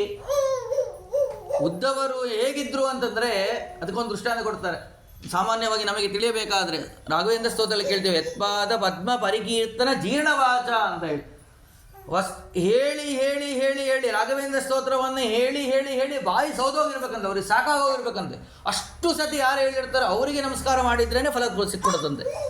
ಹಾಗೆ ರಾಘವೇಂದ್ರ ಸ್ತೋತ್ರ ಬರುತ್ತೆ. ಹಾಗೆ ಉದ್ಧವರು ಹೇಳಿ ಹೇಳಿ ಹೇಳಿಯೇ ಅವರು ಜೀರ್ಣ ಆಗ್ಬಿಟ್ಟಿದ್ರಂತು.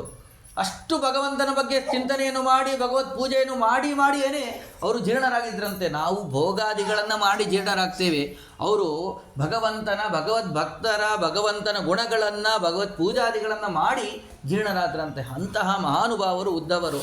ಹೀಗೆ ಆ ಉದ್ಧವರು ಅನೇಕ ವಿಷಯಗಳನ್ನು ಸಂಕ್ಷೇಪವಾಗಿ ಭಗವಂತನ ಬಗ್ಗೆ ವಿದುರನಿಗೆ ತಿಳಿಸಿದರು. ವಿಸ್ತಾರವಾಗಿ ಮೈತ್ರೇಯರಲ್ಲಿ ಕೇಳಿ ಎಂಬುದಾಗಿ ಹೇಳಿದ್ದಾಗ ಅದೇ ಕ್ರಮದಲ್ಲೇನೆ ಹರಿದ್ವಾರಕ್ಕೆ ಬಂದಿದ್ದಾರೆ.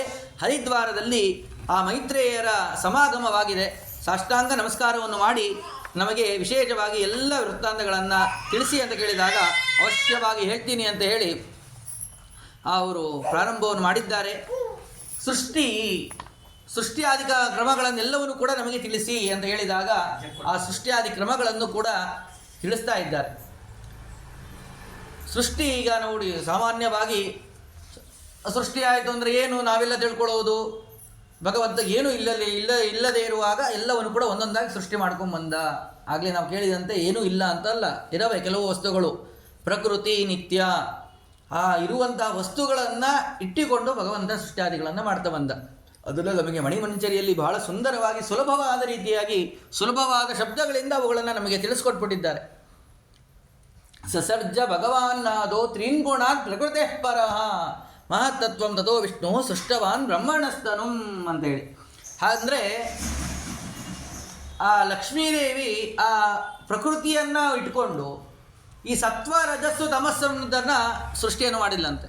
ಅವುಗಳನ್ನು ನಿಮಿತ್ತವನ್ನು ಮಾಡಿಕೊಂಡು ಅದರ ಮೂಲಕವಾಗಿ ಪ್ರಕೃತಿಯ ದೆಸೆಯಿಂದ ನೇರವಾಗಿ ಮಾಡಿದ್ದಲ್ಲ. ಸತ್ವ ರಜಸ್ಸು ತಮಸ್ಸನ್ನು ಪ್ರಕೃತಿಯನ್ನು ಇಟ್ಟುಕೊಂಡು ಸತ್ವ ರಜಸ್ಸು ತಮಸ್ಸನ್ನು ತಾನು ಮಾಡಿದ್ಲಂತೆ. ನಂತರ ಮಹತ್ತತ್ವಾದ ಅಹಂಕಾರಂ ಸಸರ್ಜ ಶಿವವಿಗ್ರಹಂ, ಬ್ರಹ್ಮದೇವರ ಸೃಷ್ಟಿ. ಅದೇ ರೀತಿಯಾಗಿ ಅಹಂಕಾರ ಸೃಷ್ಟಿ, ಅಹಂಕಾರ ತತ್ವ. ಅದರಿಂದಾಗಿ ಅಹಂಕಾರ ತತ್ವದಿಂದಾಗಿ ಯಾವ ರುದ್ರದೇವರ ಸೃಷ್ಟಿ. ಮಹತ್ತತ್ವಾದ ಅಹಂಕಾರ ಸಸರ್ಜ ಶಿವವಿಗ್ರಹಂ ದೇವಾನ್ ದೇಯಾನ್ ಮನಃಕಾನಿ. ಹೀಗೇನೆ ದೇವತೆಗಳ ದೇಹವನ್ನು, ಮನಸ್ಸನ್ನು, ಇಂದ್ರಿಯಗಳನ್ನು ಎಲ್ಲವನ್ನು ಕೂಡ ಸೃಷ್ಟಿ ಮಾಡಿದರು.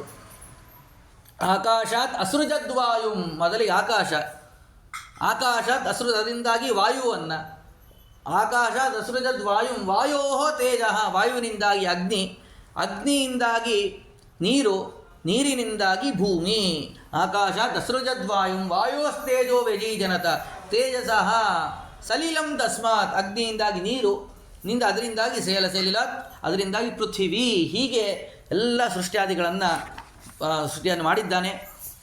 ಹೀಗೆ ಅವೆಲ್ಲ ಸೃಷ್ಟಿಯಾದಿಗಳನ್ನು ಮಾಡಿ ಏನು ದೇವತೆಗಳನ್ನು, ದಾನವರು, ಗಂಧರ್ವರು, ದೈತ್ಯರು, ಹೀಗೆ ಎಲ್ಲರ ಸೃಷ್ಟಿಯಾದಿಗಳನ್ನು ಕೂಡ ವಿಸ್ತಾರವಾಗಿ ಮಾಡ್ತಾ ಹೋಗಿದ್ದಾನೆ. ಇಷ್ಟೆಲ್ಲ ಆಯಿತು. ಏನು ಯಾವ ರೀತಿಯಾದಂತಹ ಸೃಷ್ಟಿಯಾದಿಗಳಾಗಬೇಕೋ ಆ ಎಲ್ಲ ರೀತಿಯಾದಂತಹ ಸೃಷ್ಟಿಯಾದಿಗಳನ್ನು ಬ್ರಹ್ಮದೇವರನ್ನು ಮುಂದೆ ಮಾಡಿಕೊಂಡು ಬ್ರಹ್ಮದೇವರಲ್ಲಿ ಭಗವಂತ ತಾನು ನಿಂತು ಈ ಕಾರ್ಯವನ್ನು ಸೃಷ್ಟಿಯಾದಿಗಳನ್ನು ತಾನು ಮಾಡ್ತಾ ಇದ್ದಾನೆ. ಮಾಡುವಾಗ ನೋಡಿ, ಅಲ್ಲಿ ಕೇವಲ ಇಷ್ಟೇ ಆದರೆ ನಡೆಯೋದಿಲ್ಲ ಅಂತ ಹೇಳಿ ಮೊದಲಿಗೆ ಸನಕಾದಿಗಳನ್ನೆಲ್ಲ ಸೃಷ್ಟಿಯನ್ನು ಮಾಡಿದರು. ಸನಕ, ಸನಂದನ, ಸನಾತನ, ಸನತ್ಕುಮಾರರನ್ನು ಸೃಷ್ಟಿಯನ್ನು ಮಾಡಿ ಅವರಿಗೆ ಆಜ್ಞೆಯನ್ನು ಮಾಡಿದ್ದಾರೆ. ನೀವು ಸೃಷ್ಟಿಯನ್ನು ಬೆಳೆಸಿಕೊಂಡು ಹೋಗಿ ಅಂತ ಹೇಳಿದಾಗ ಅವರು ಭಗವಂತನ ವಿಷಯಕವಾದಂಥ ಚಿಂತನೆಯನ್ನು ಬಿಟ್ಟು ನಮಗೆ ಈ ಸೃಷ್ಟಿಯಾದಿಗಳನ್ನು ಮಾಡಿ ಇದರಲ್ಲಿ ನಿರತರಾಗುವಂತಹ ಪರಿಸ್ಥಿತಿ ಬೇಡ ಅಂತೇಳಿ ಅವರು ತಪಸ್ಸಿಗೋಸ್ಕರವಾಗಿಯೇ ವಿಶೇಷವಾಗಿ ಕುಳಿತಿದ್ದಾರೆ. ನಾವು ತಪಸ್ಸನ್ನು ಮಾಡಿಕೊಂಡೇನೆ ಜೀವನವನ್ನು ಮಾಡಬೇಕು, ಅದೇ ಪ್ರಧಾನವಾದದ್ದು ಅಂತ ಹೇಳಿ ಆ ತಪಸ್ಸನ್ನು ಮಾಡುವುದು ಮುಖ್ಯ ಅಂತ ಹೇಳಿ ಅವರು ಕುಳಿತಿದ್ದಾರೆ. ಸರಿ, ಇನ್ನೇನು ಸನಕಂಚ ಸನಂದಂಚ ಸನಾತನ ಮತಾತ್ಪ್ರಭು ಸನತ್ಕುಮಾರಂಚ ಮುನಿಂ ನಿಷ್ಕ್ರಿಯಾತ್ ಊರ್ಧ್ವರೇತಸ್ಸರಾಗಿ, ಅಂದರೆ ತಪಸ್ಸನ್ನು ಮಾಡ್ತಾ ಅಂತ ಊರ್ಧ್ವರೇತಸ್ಸರಾಗಿ ಅವರು ಹೊರಟರು ಸೃಷ್ಟಿಯಾದಿಗಳನ್ನು ಮಾಡುವುದಕ್ಕೆ. ಅವರು ವಿಚಾರವನ್ನು ಮಾಡಲಿಲ್ಲ. ನಂತರದಲ್ಲಿ ಮತ್ತೇನು ಅಂತ ಹೇಳಿ ರುದ್ರದೇವರ ಸೃಷ್ಟಿ ಆಯಿತು. ಅದೇ ಹೇಳಿದೆ ಸಸರ್ಜ ಶಿವ ವಿಗ್ರಹಂ ಅಂತೇಳಿ. ಹೇಗೆ ಅಂದರೆ ಅವರು ಹುಟ್ಟಿದ ಕೂಡಲೇ ಸದ್ಯೋಜಾತ ತನ್ಮನ್ಯು, ನನ್ನ ಹೆಸರೇನು ನಾನು ಎಲ್ಲಿರಬೇಕು ಅಂತ ಸ್ಥಾನ ಏನು ಅಂತ ಕೇಳಿಕೊಂಡೇ ಅಳ್ತಾನೆ ಹುಟ್ಟಿದ್ರಂತೆ. ಅದಕ್ಕೋಸ್ಕರವಾಗಿ ರೋದನಾತಿಥಿ ರುದ್ರ, ಅಳ್ತಾ ಹುಟ್ಟಿದ್ರಿಂದಾಗಿ ಅವರಿಗೆ ರುದ್ರ ಅಂತೇಳಿ ಹೆಸರು ಬಂತು ಅಂತ ಹೇಳ್ತಾರೆ. ಮುಂದೆ ಮಂಗಳ ಸ್ವರೂಪನಾಗಿ ಗಂಗೆಯನ್ನು ಭೂಮಿಗೆ ಗಂಗೆ ಹರಿದು ಬಂದಾಗ ಮಂಗಳ ಸ್ವರೂಪಳಾದಂತಹ ಗಂಗೆಯನ್ನು ತಲೆಯಲ್ಲಿ ಧಾರಣೆ ಮಾಡಿದ್ರಿಂದಾಗಿ ಶಿವ ಅಂತೇಳಿ ಹೆಸರು ಬಂತಂತೆ. ಪ್ರಸಿದ್ಧವಾದಂಥ ಶಿವ ಹೆಸರು ಹೇಗೆ ನಾವು ಕೇಳ್ತೀವಿ ಅಂದರೆ, ಗಂಗೆ ಮಂಗಳಕರಾದಂತಹ ಭಗವಂತನ ಪಾದಸ್ಪರ್ಶವಾಗಿ ಭೂಮಿಗೆ ಇಳಿದಂತಹ ದೇವಗಂಗೆ ಆ ಭಗವಂತನ ಯಾವ ರುದ್ರದೇವರ ತಲೆಯಲ್ಲಿ ಜಟಾಜೂಟದಲ್ಲಿ ಇಟ್ಕೊಂಡಾಗ ಅವರು ಶಿವ ಅಂತ ಅದನಂತೆ. ಹೀಗೆ ನಂತರದಲ್ಲಿ ಅವರು ಅನೇಕ ರೀತಿಯಾದಂಥ ಭೂತಪ್ರೇತಾದಿಗಳ ಸೃಷ್ಟಿಯಾದಿಗಳು ಎಲ್ಲವೂ ಕೂಡ ನಡೆದಿದೆ. ನಂತರದಲ್ಲಿ ಈ ಯಾವ ಸಪ್ತ ಋಷಿಗಳೆಲ್ಲ ಕೇಳ್ತೀವಲ್ಲ ನಾವು, ಮರೀಚಿ, ಅತ್ರಿ, ಅಂಗಿರಸ, ಪುಲಸ್ತ್ಯ, ಪುಲಾಹ, ಕ್ರತು, ಭೃಗು, ವಸಿಷ್ಠ, ದಕ್ಷ, ನಾರದ, ಹೀಗೆ 10 ಜನರ ಸೃಷ್ಟಿಯನ್ನು ಮಾಡಿದ್ದಾರೆ. ಅವರೆಲ್ಲರ ಸೃಷ್ಟಿಯಾಗಿದೆ. ಅವರಿಗೆಲ್ಲರಿಗೂ ಕೂಡ ಆಜ್ಞೆಯನ್ನು ಮಾಡಿದ್ದಾರೆ ಸೃಷ್ಟಿಯಾದಿಗಳನ್ನು ಮಾಡಬೇಕು ಅಂತೇಳಿ. ನಂತರದಲ್ಲಿ ಈ ರುದ್ರದೇವರಲ್ಲಿಯೂ ಕೂಡ ವಿಭಾಗಗಳನ್ನು ಹೇಳ್ತಾರೆ. ಸದ್ಯೋಜಾತ ಅಂತೇಳಿ ಶಿವ ರುದ್ರದೇವರಿಗೆ ಹೆಸರು. ಸದ್ಯೋಜಾತ, ಕೈಲಾಸದಲ್ಲಿರುವವನಿಗೆ ಶೇಷ ಅಂತೇಳಿ, ಬಿಲ್ವಗಳಲ್ಲಿ ಎಲ್ಲ ಇರೋದಕ್ಕೆ ರುದ್ರ ಅಂತೇಳಿ, ಹೀಗೆ ಸ್ಮಶಾನದಲ್ಲಿರುವಂಥ ರೂಪ ಒಂದು. ಆ ಕ್ರಮದಲ್ಲಿ ಒಂದೊಂದು ರೂಪವನ್ನು ಶಿವನ ಚಿಂತನೆಯನ್ನು ಮಾಡ್ತಾರೆ. ನಂತರದಲ್ಲಿ ಆ ಸೃಷ್ಟಿಯಾದಿಗಳನ್ನು ಹೀಗೇನೆ ಮುಂದುವರಿಸಿ ಇಷ್ಟಕ್ಕೆ ಆದರೆ ನಡೆಯೋದಿಲ್ಲ, ಪ್ರಜಾ ಸೃಷ್ಟಿಯಾದಿಗಳು ಆಗಬೇಕು. ಇವರೆಲ್ಲರೂ ಕೂಡ ತಪಸ್ಸಿನಲ್ಲೇನೇ ನಿರತರಾದವರು ಋಷಿಗಳೆಲ್ಲರೂ ಕೂಡ. ಹೀಗಾದರೆ ನಡೆಯೋದಿಲ್ಲ, ನಾವು ಇನ್ನು ಮುಂದೆ ಪುರುಷ ಸ್ತ್ರೀಯರನ್ನು ಮಾಡಿಕೊಂಡು ಸೃಷ್ಟಿಯಾದಿಗಳನ್ನು ಮಾಡೋಣ ಅಂತ ಹೇಳಿ ಭಗವಂತ ಇಚ್ಛೆಯನ್ನು ಮಾಡಿದ್ದಾನೆ. ಅದಕ್ಕೋಸ್ಕರವಾಗಿ ಸ್ವಯಂಭೂವನು ಶತರೂಪಾದೇವಿ ಇವರ ಸೃಷ್ಟಿಯಾದಿಗಳೇ ಆಗಿದೆ. ಇವರಿಂದಾಗಿ ಆ ಪುರುಷ ಸ್ತ್ರೀಯರಿಂದಾಗಿ ಮೈಥುನ ಸೃಷ್ಟಿ ಅಂತ ನಾವೇನು ಕೇಳ್ತೀವಲ್ಲ, ಆ ಮೈಥುನ ಸೃಷ್ಟಿ ಎಂಬುದು ಆರಂಭವಾಯಿತು. ಆ ಮೈಥುನ ಸೃಷ್ಟಿಯಿಂದಾಗಿ ಅವರಲ್ಲಿ ಪ್ರಿಯವ್ರತ, ಉತ್ಥಾನಪಾದ, ಆಕೂತಿ, ಪ್ರಸೂತಿ, ದೇವಹೂತಿ ಇವರ ಹೆಸರನ್ನು ಕೇಳಿದರೆ ಭಾಗ್ಯ ಅಂತೆ. ಈ 3 ಜನ ಏನು ಹೆಣ್ಮಕ್ಳಿದ್ದಾರಲ್ಲ, ಆಕೂತಿ, ಪ್ರಸೂತಿ, ದೇವಹೂತಿ, ಅವರ ಹೆಸರು ಕೇಳಿದರೆ ಪುಣ್ಯ ಬಂದುಬಿಡ್ತದಂತೆ. ಸಾಕ್ಷಾತ್ ಭಗವಂತನನ್ನೇ ಮಕ್ಕಳಾಗಿ ಪಡೆದಂತಹ ಮಹಾನುಭಾವರು ಆಕೂತಿ, ಪ್ರಸೂತಿ, ದೇವಹೂತಿ ಅಂತ ಹೇಳಿ. ಆ ಆಕೂತಿಯನ್ನು ರುಚಿ ಪ್ರಜಾಪತಿಗಳು ಮದುವೆ ಆಗ್ತಾರೆ, ಪ್ರಸೂತಿಯನ್ನು ದಕ್ಷ ಪ್ರಜಾಪತಿಗಳು, ದೇವಹೂತಿಯನ್ನು ಕರ್ಧಮರು. ಹೀಗೇನೆ ಪ್ರಿಯವ್ರತ, ಉತ್ಥಾನಪಾದನ ವಿಚಾರಗಳೆಲ್ಲ ಮುಂದೆ ವಿಸ್ತಾರವಾಗಿ ಅದರ ಬಗ್ಗೆ ಬರ್ತದೆ.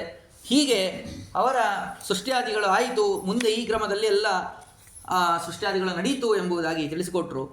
ಸರಿ, ಸೃಷ್ಟಿಯಾದಿಗಳನ್ನು ಮಾಡಿದರೂ ಜಾಗ ಇರಬೇಕಲ್ಲ, ಎಲ್ಲಿ ಹಿಡ್ಕೊಳ್ಳೋದು ಜನರನ್ನು? ಭೂಮಿ ಬೇಕಲ್ಲ. ಭೂಮಿ ಆದರೂ ಕೂಡ ನೀರಿನಲ್ಲಿ ಮುಳುಗೋಗಿದೆ. ಆ ಸಂದರ್ಭದಲ್ಲಿ ಪ್ರಾರ್ಥನೆ ಮಾಡಿದಾಗ ವರಾಹ ರೂಪಿ ಭಗವಂತ ಬಂದಿದ್ದಾನೆ. ಜಿತಂಜಿತಂತೆ ಜಿತ ಲೋಕ ಭಾವನಾ ತ್ರಯೀತನು ಸ್ವಾಂ ಪರಿಧುನ್ವತೆ ತಮಃ ಎಲ್ಲೋ ಮಗರ್ತೇಜು ನಿಲಿಲ್ಯುರಬ್ದಯ ತಸ್ಮೈ ನಮಃ ಕಾರಣ ಸೂಕರಾಯತೆ. ಸೂಕರ ರೂಪದಿಂದಾಗಿ ವರಾಹ ರೂಪಿ ಭಗವಂತ ತಾನು ಅವತಾರವನ್ನು ಮಾಡಿದ್ದಾನೆ.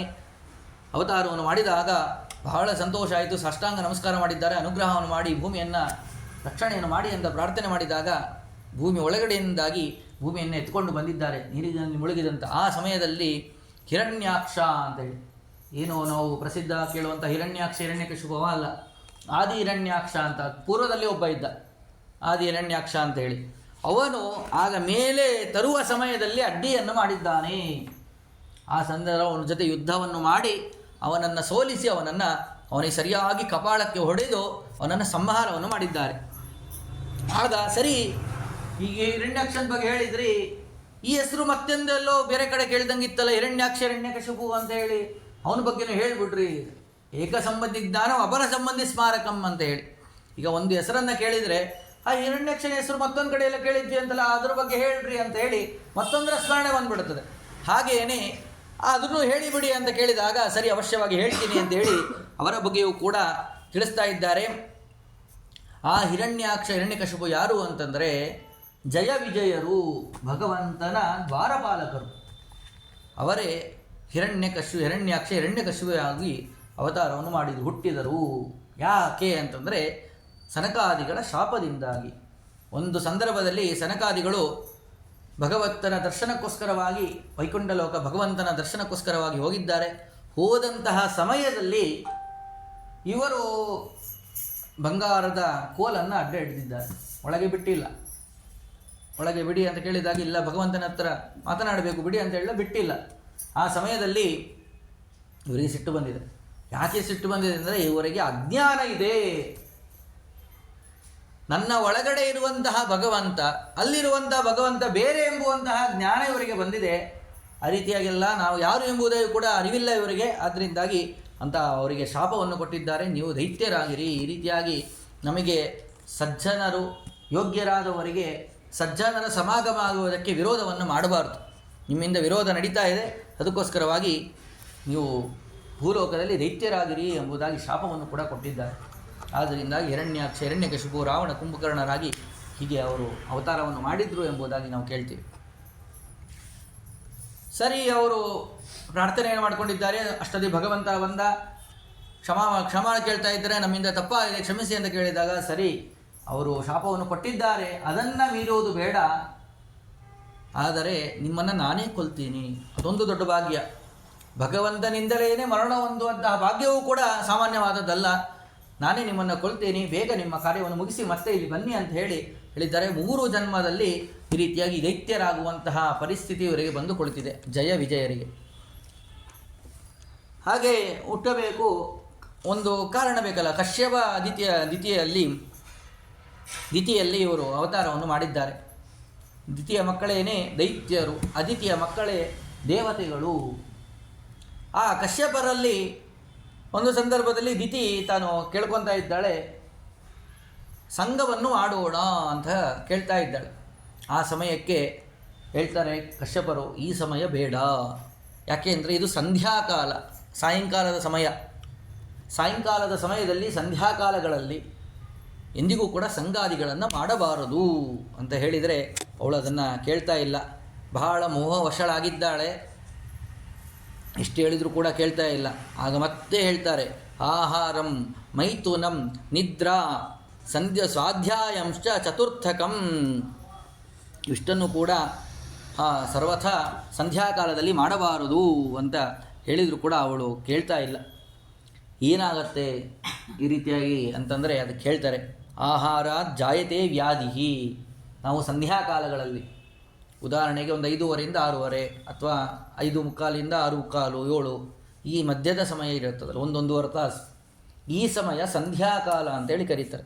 ಸೂರ್ಯೋದಯ ಆಗಿ ಸೂರ್ಯೋದಯ ಮುಗಿಯೋ ಕಾಲ, ಸೂರ್ಯ ಇದ್ದ ಮುಗಿದು ಸೂರ್ಯಾಸ್ತ ಆಗುವಂಥ ಕಾಲ, ಸೂರ್ಯಾಸ್ತ ಆಗುವಂಥ ಕಾಲ ಈ ಮಧ್ಯದ ಸಮಯ, ಅಥವಾ ರಾತ್ರಿ ಮುಗಿದು ಬೆಳಗ್ಗೆ ಆಗುವಂಥ ಕಾಲ, ಎರಡೂ ಸಮಯದಲ್ಲಿಯೂ ಕೂಡ ಸಂಧ್ಯಾಕಾಲ ಅಂತ ಏನು ಕರೀತಾರೋ ಆ ಕಾಲದಲ್ಲಿ ಎಂದಿಗೂ ಕೂಡ ಆಹಾರಾದಿಗಳನ್ನು ತಿನ್ನಬಾರದು. ತಿಂದರೆ ಏನಾಗತ್ತೆ?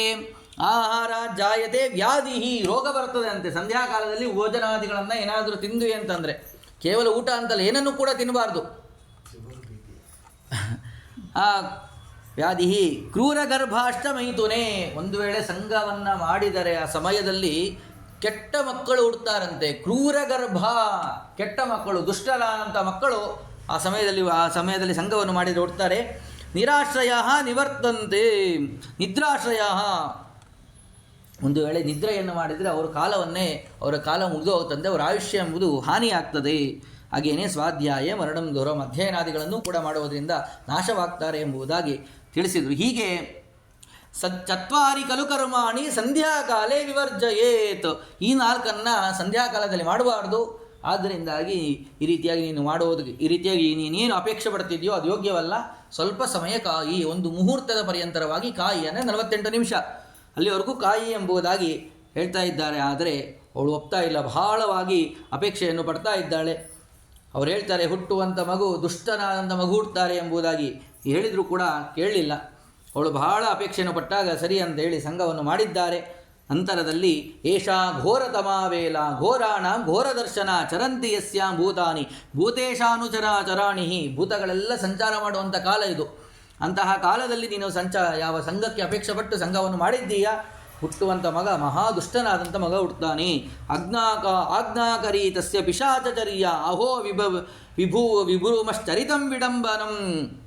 ಅದರಿಂದ ಅವರು ಶಾಪವನ್ನು ಕೂಡ ಕೊಡ್ತಾರೆ. ನಿನ್ನ ಗರ್ಭದಲ್ಲಿ ಏನು ಹುಟ್ಟದ್ದು ಮಗು, ಅವನು ದುಷ್ಟನಾದಂಥ ಮಗು ಹುಟ್ಟಲಿ ಎಂಬುದಾಗಿ ಶಾಪವನ್ನು ಕೂಡ ಕೊಡ್ತಾರೆ. ಒಂದು ನಿಯಮವೂ ಕೂಡ ಇದೆ.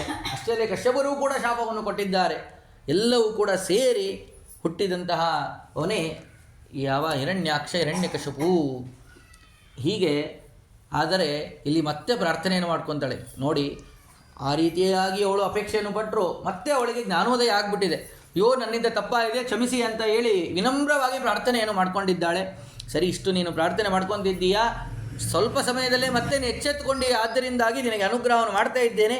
ಹುಟ್ಟುವಂಥ ಮಕ್ಕಳಲ್ಲಿ ವ್ಯತ್ಯಾಸ ಆಗೋದೇ ಇಲ್ಲ, ಆದರೆ ಇವರಲ್ಲಿ ಮತ್ತೆ ಹುಟ್ಟುವಂಥ ಮಗರು ಯೋಗ್ಯನಾದಂಥ ಮಕ್ಕಳು ಹುಟ್ಟುತ್ತಾರೆ ಎಂಬುದಾಗಿ ತಿಳಿಸಲು. ಅದೇ ರೀತಿ ಹಿರಣ್ಯಕಶಿಪುವಿನ ಮಗ ಪ್ರಹ್ಲಾದರಾಜರು ಅವತಾರವನ್ನು ಮಾಡಿದರು. ಹೀಗೆ ನಾವು ಕೇಳ್ತೀವಿ, ಹೀಗೆ ನಿಮ್ಮ ವಂಶ ರಕ್ಷಣೆ ಆಗ್ತದೆ ಎಂಬುದಾಗಿ ಅವರು ಅನುಗ್ರಹವನ್ನು ಮಾಡಿದರು. ಸರಿ, ತದನಂತರದಲ್ಲಿ ಭಗವಂತನ ಇಚ್ಛೆ, ಶಾಪವೂ ಕೂಡ ಸನಕಾದಿಗಳ ಶಾಪವೂ ಕೂಡ ಆಗಿದೆ. ಎಲ್ಲವೂ ಕೂಡ ಸೇರಿ ದುಷ್ಟನಾದಂತಹ ಹಿರಣ್ಯಾಕ್ಷ ಹಿರಣ್ಯಕಶಿಪು ಹುಟ್ಟಿದ್ದಾರೆ. ಮಹಾದುಷ್ಟರು, ದುಷ್ಟಕೃತ್ಯಗಳನ್ನೇ ಕಲಿಯ ಸ್ವರೂಪ, ದುಷ್ಟಕೃತ್ಯವನ್ನು ಮಾಡುವುದಕ್ಕೋಸ್ಕರವಾಗಿಯೇ ಬಂದಂಥವರು. ಹೀಗೇನೆ ಅವರ ಅವತಾರವಾಗಿದೆ. ಆ ಹಿರಣ್ಯಾಕ್ಷನೂ ಕೂಡ ಇದೇ ರೀತಿಯಾಗಿ ವರಾಹರೂಪಿ ಭಗವಂತನಿಂದಲೇ ಮರಣವನ್ನು ಹೊಂದಿದ, ಅವರ ಜೊತೆ ಯುದ್ಧವನ್ನು ಮಾಡಿ ಕೊನೆಗೆ ಮರಣವನ್ನು ಹೊಂದಿದ ಎಂಬುದಾಗಿ ನಾವು ಕೇಳ್ತೀವಿ. ಅದರ ವಿಸ್ತಾರವಾದಂಥ ಚರಿತ್ರೆಗಳೆಲ್ಲ ಮತ್ತೆ ಮುಂದೆ ನಾವು ಅದನ್ನು ಕೇಳೋರಿದ್ದೇವೆ. ಹೀಗೆ ಆ ಹಿರಣ್ಯಾಕ್ಷ ಹಿರಣ್ಯಕಶಿಪುವಿನ ವೃತ್ತ ಅಂತ. ಆದ್ದರಿಂದಾಗಿ ಯೋಗ್ಯವಾದ ಕಾಲಗಳಲ್ಲಿಯೇ ನಾವು ಯಾವುದೇ ಕರ್ಮಗಳನ್ನು ಮಾಡಬೇಕು. ಅಯೋಗ್ಯವಾದ ಕರ್ಮಗಳನ್ನು, ಅಯೋಗ್ಯವಾದ ಕಾರ್ಯಗಳನ್ನು ಅಪ್ಪಿತಪ್ಪಿಯೂ ಕೂಡ ಮಾಡಬಾರದು ಎಂಬುವಂತಹ ವೃತ್ತಾಂತವನ್ನು ತಿಳಿಸಿಕೊಟ್ರು. ಹೀಗೆ ಅದಾದ ನಂತರದಲ್ಲಿ ಸೃಷ್ಟ್ಯಾದಿಗಳನ್ನೆಲ್ಲ ಮತ್ತೆ ವಿಸ್ತಾರವಾಗಿ ಆ ಸೃಷ್ಟ್ಯಾದಿಗಳೆಲ್ಲವೂ ಕೂಡ ಆಗಿದೆ. ಪ್ರಜಾ ಸೃಜೇತಿ ಭಗವಾನ್ ಕರ್ದಮೋ ಬ್ರಹ್ಮಣೋದಿದ ಸರಸ್ವತ್ಯಾಂತವಸ್ತೇವೆ ಸಹಸ್ರಾಣಾಂ ಸಮಾದಶ. ಸೃಷ್ಟ್ಯಾದಿಗಳನ್ನು ಮಾಡಬೇಕು ಅಂತ ಆಜ್ಞೆ ಆಯಿತು. ಇತ್ತ ಕಡೆಯಲ್ಲಿ ಕರ್ದಮರು ಸೃಷ್ಟಿಯಾಗಿದೆ. ಇವರೆಲ್ಲರನ್ನೂ ಕೂಡ ವಿವಾಹಗಳಾಯಿತು. ಕರ್ದಮರ ಜೊತೆಯಲ್ಲಿ ಇವರ ದೇವಹೂತಿಯ ಒಳ್ಳೆ ಸುಂದರವಾದಂತಹ ರೂಪ ದೇವಹೂತಿದು. ಅವಳನ್ನು ನೋಡಿ ಒಬ್ಬ ಗಂಧರ್ವ ಹಿಂಗೆ ಆಕಾಶದಲ್ಲಿ ಹೋಗ್ತಾ ಇದ್ದಂತೆ, ಅವಳ ರೂಪವನ್ನು ನೋಡಿ ಅಲ್ಲಿಂದನೇ ಮೇಲಿಂದ ರಬ್ಬಂತ ಬಿದ್ದುಬಿಟ್ಟಂತೆ. ಅಷ್ಟು ಸುಂದರವಾದಂತಹ ರೂಪ ಇವಳದು. ಹೀಗೆ ಕರ್ದಮರಿಗೆ ಕೊಟ್ಟು ಮದುವೆಯನ್ನು ಮಾಡಿದ್ದಾರೆ. ಇವರ ಅದು ಕೂಡ ಮಹಾವೈರಾಗ್ಯ ಶಿಖಾಮಣಿಗಳು ಕರ್ದಮರು. ಯಾವುದರ ಬಗ್ಗೆ ಎಚ್ಚರವೇ ಇಲ್ಲ, ವಿಚಾರವೇ ಇಲ್ಲ ಅಂತಹವರು. ಒಂದು ಸಂದರ್ಭದಲ್ಲಿ ಮದುವೆ ಆಯಿತು, ಇವಳು ಒಳ್ಳೆಯ ತಾರುಣ್ಯ ವಯಸ್ಸು, ಆದರೆ ಅವರು ತಮ್ಮ ಸಾಮಾನ್ಯವಾದ ದಿನನಿತ್ಯದ ಕಾರ್ಯ ತಪಸ್ಸನ್ನು ಮಾಡುವುದು, ಭಗವಂತನ ಪೂಜೆ, ಅದರಲ್ಲಿ ಸಂಪೂರ್ಣವಾಗಿ ನಿರತರಾಗ್ಬಿಟ್ಟಿದ್ದಾರೆ. ಇವಳು ಕೂಡ ಚೆನ್ನಾಗಿ ಸೇವೆಯನ್ನು ಮಾಡ್ತಾ ಇದ್ದಾಳೆ. ಯಾವ ವಿಚಾರವೂ ಕೂಡ ಬಂದಿಲ್ಲ. ಎಷ್ಟು ದಿನ ಅಂದರೆ ವರ್ಷಾನುಗಟ್ಟಲೆ, ಎಷ್ಟೋ ವರ್ಷಗಳ ಪರ್ಯಂತರವಾಗಿ ಸೇವೆಯನ್ನು ಮಾಡಿದ್ದಾರಂತೆ. ಎಷ್ಟು ವರ್ಷ ಅಂದರೆ ಇವರಿಗೆ ವಯಸ್ಸಾಯ್ತಂತೆ. ಅಷ್ಟು ವರ್ಷಗಳ ಪರ್ಯಂತರವಾಗಿ ನಿರಂತರವಾಗಿ ಸೇವೆಯನ್ನು ಮಾಡಿದ್ದಾಳಂತೆ. ಯಾವ ಅಪೇಕ್ಷೆಯನ್ನು ಕೂಡ ಪಟ್ಟಿಲ್ಲಂತೆ. ಅವ್ರಿಗೆ ಕೊನೆಗೆ ಎಷ್ಟೋ ವರ್ಷಗಳಾದ ಮೇಲೆ ನೀನು ಯಾರು ಅಂತ ಕೇಳಿದ್ರಂತೆ. ಅಷ್ಟು ದೇವರಲ್ಲಿ ಮಗ್ನರಾದವರು, ಉದ್ದೇಶ ಅಷ್ಟು ಭಗವಂತನಲ್ಲಿ ಸಂಪೂರ್ಣವಾಗಿ ನಿರತರಾದಂಥವರು. ನಂತರದಲ್ಲಿ ಸ್ವಾಮಿ ನಿಮ್ಮ ಸೇವೆಯನ್ನು ಮಾಡ್ತಾ ಇದ್ದೇನೆ, ನಿಮ್ಮ ಹೆಂಡತಿ ಎಂಬುದಾಗಿ ಹೇಳಿದಾಗ, ಸರಿ ಏನು ಅಪೇಕ್ಷೆ ಇದೆ ಅಂದರೆ ಸಂತಾನಾದಿಗಳು ಬೆಳಿಬೇಕಾಗಿದೆ, ಭಗವಂತನ ಇಚ್ಛೆ ಇದೆ ಎಂಬುದಾಗಿ ಕೇಳಿದಾಗ ಅವಶ್ಯವಾಗಿ ಅಂತ ಹೇಳಿ, ಅವರೆಲ್ಲ ಸಾಮಾನ್ಯರಾದವರೆಲ್ಲ ಕದ್ದವರು, ಮಹಾಜ್ಞಾನಿಗಳು. ಸರಿ ಅಂತ ಹೇಳಿ ನೋಡಿ, ಸಂಪೂರ್ಣವಾಗಿ ವಯಸ್ಸಾಗಿರುವಂಥ ದೇಹ ಇದೆ, ಆದರೆ ತಮ್ಮ ತಪಶಕ್ತಿಯಿಂದಾಗಿ ಒಳ್ಳೆಯ ಯೌವನ ರೂಪವನ್ನು ತೆಗೆದುಕೊಂಡಿದ್ದಾರೆ. ಒಳ್ಳೆಯ ಯೌವನ ರೂಪವನ್ನು ತೆಗೆದುಕೊಂಡು ಏನೇನು ಭೋಗಕ್ಕೆ ಬೇಕಾದ ರೀತಿಯಾಗಿ ಇರಬೇಕು ಎಲ್ಲ ರೀತಿಯಾದಂಥ ಸಿದ್ಧತೆಗಳನ್ನು ಮಾಡಿದ್ದಾರೆ.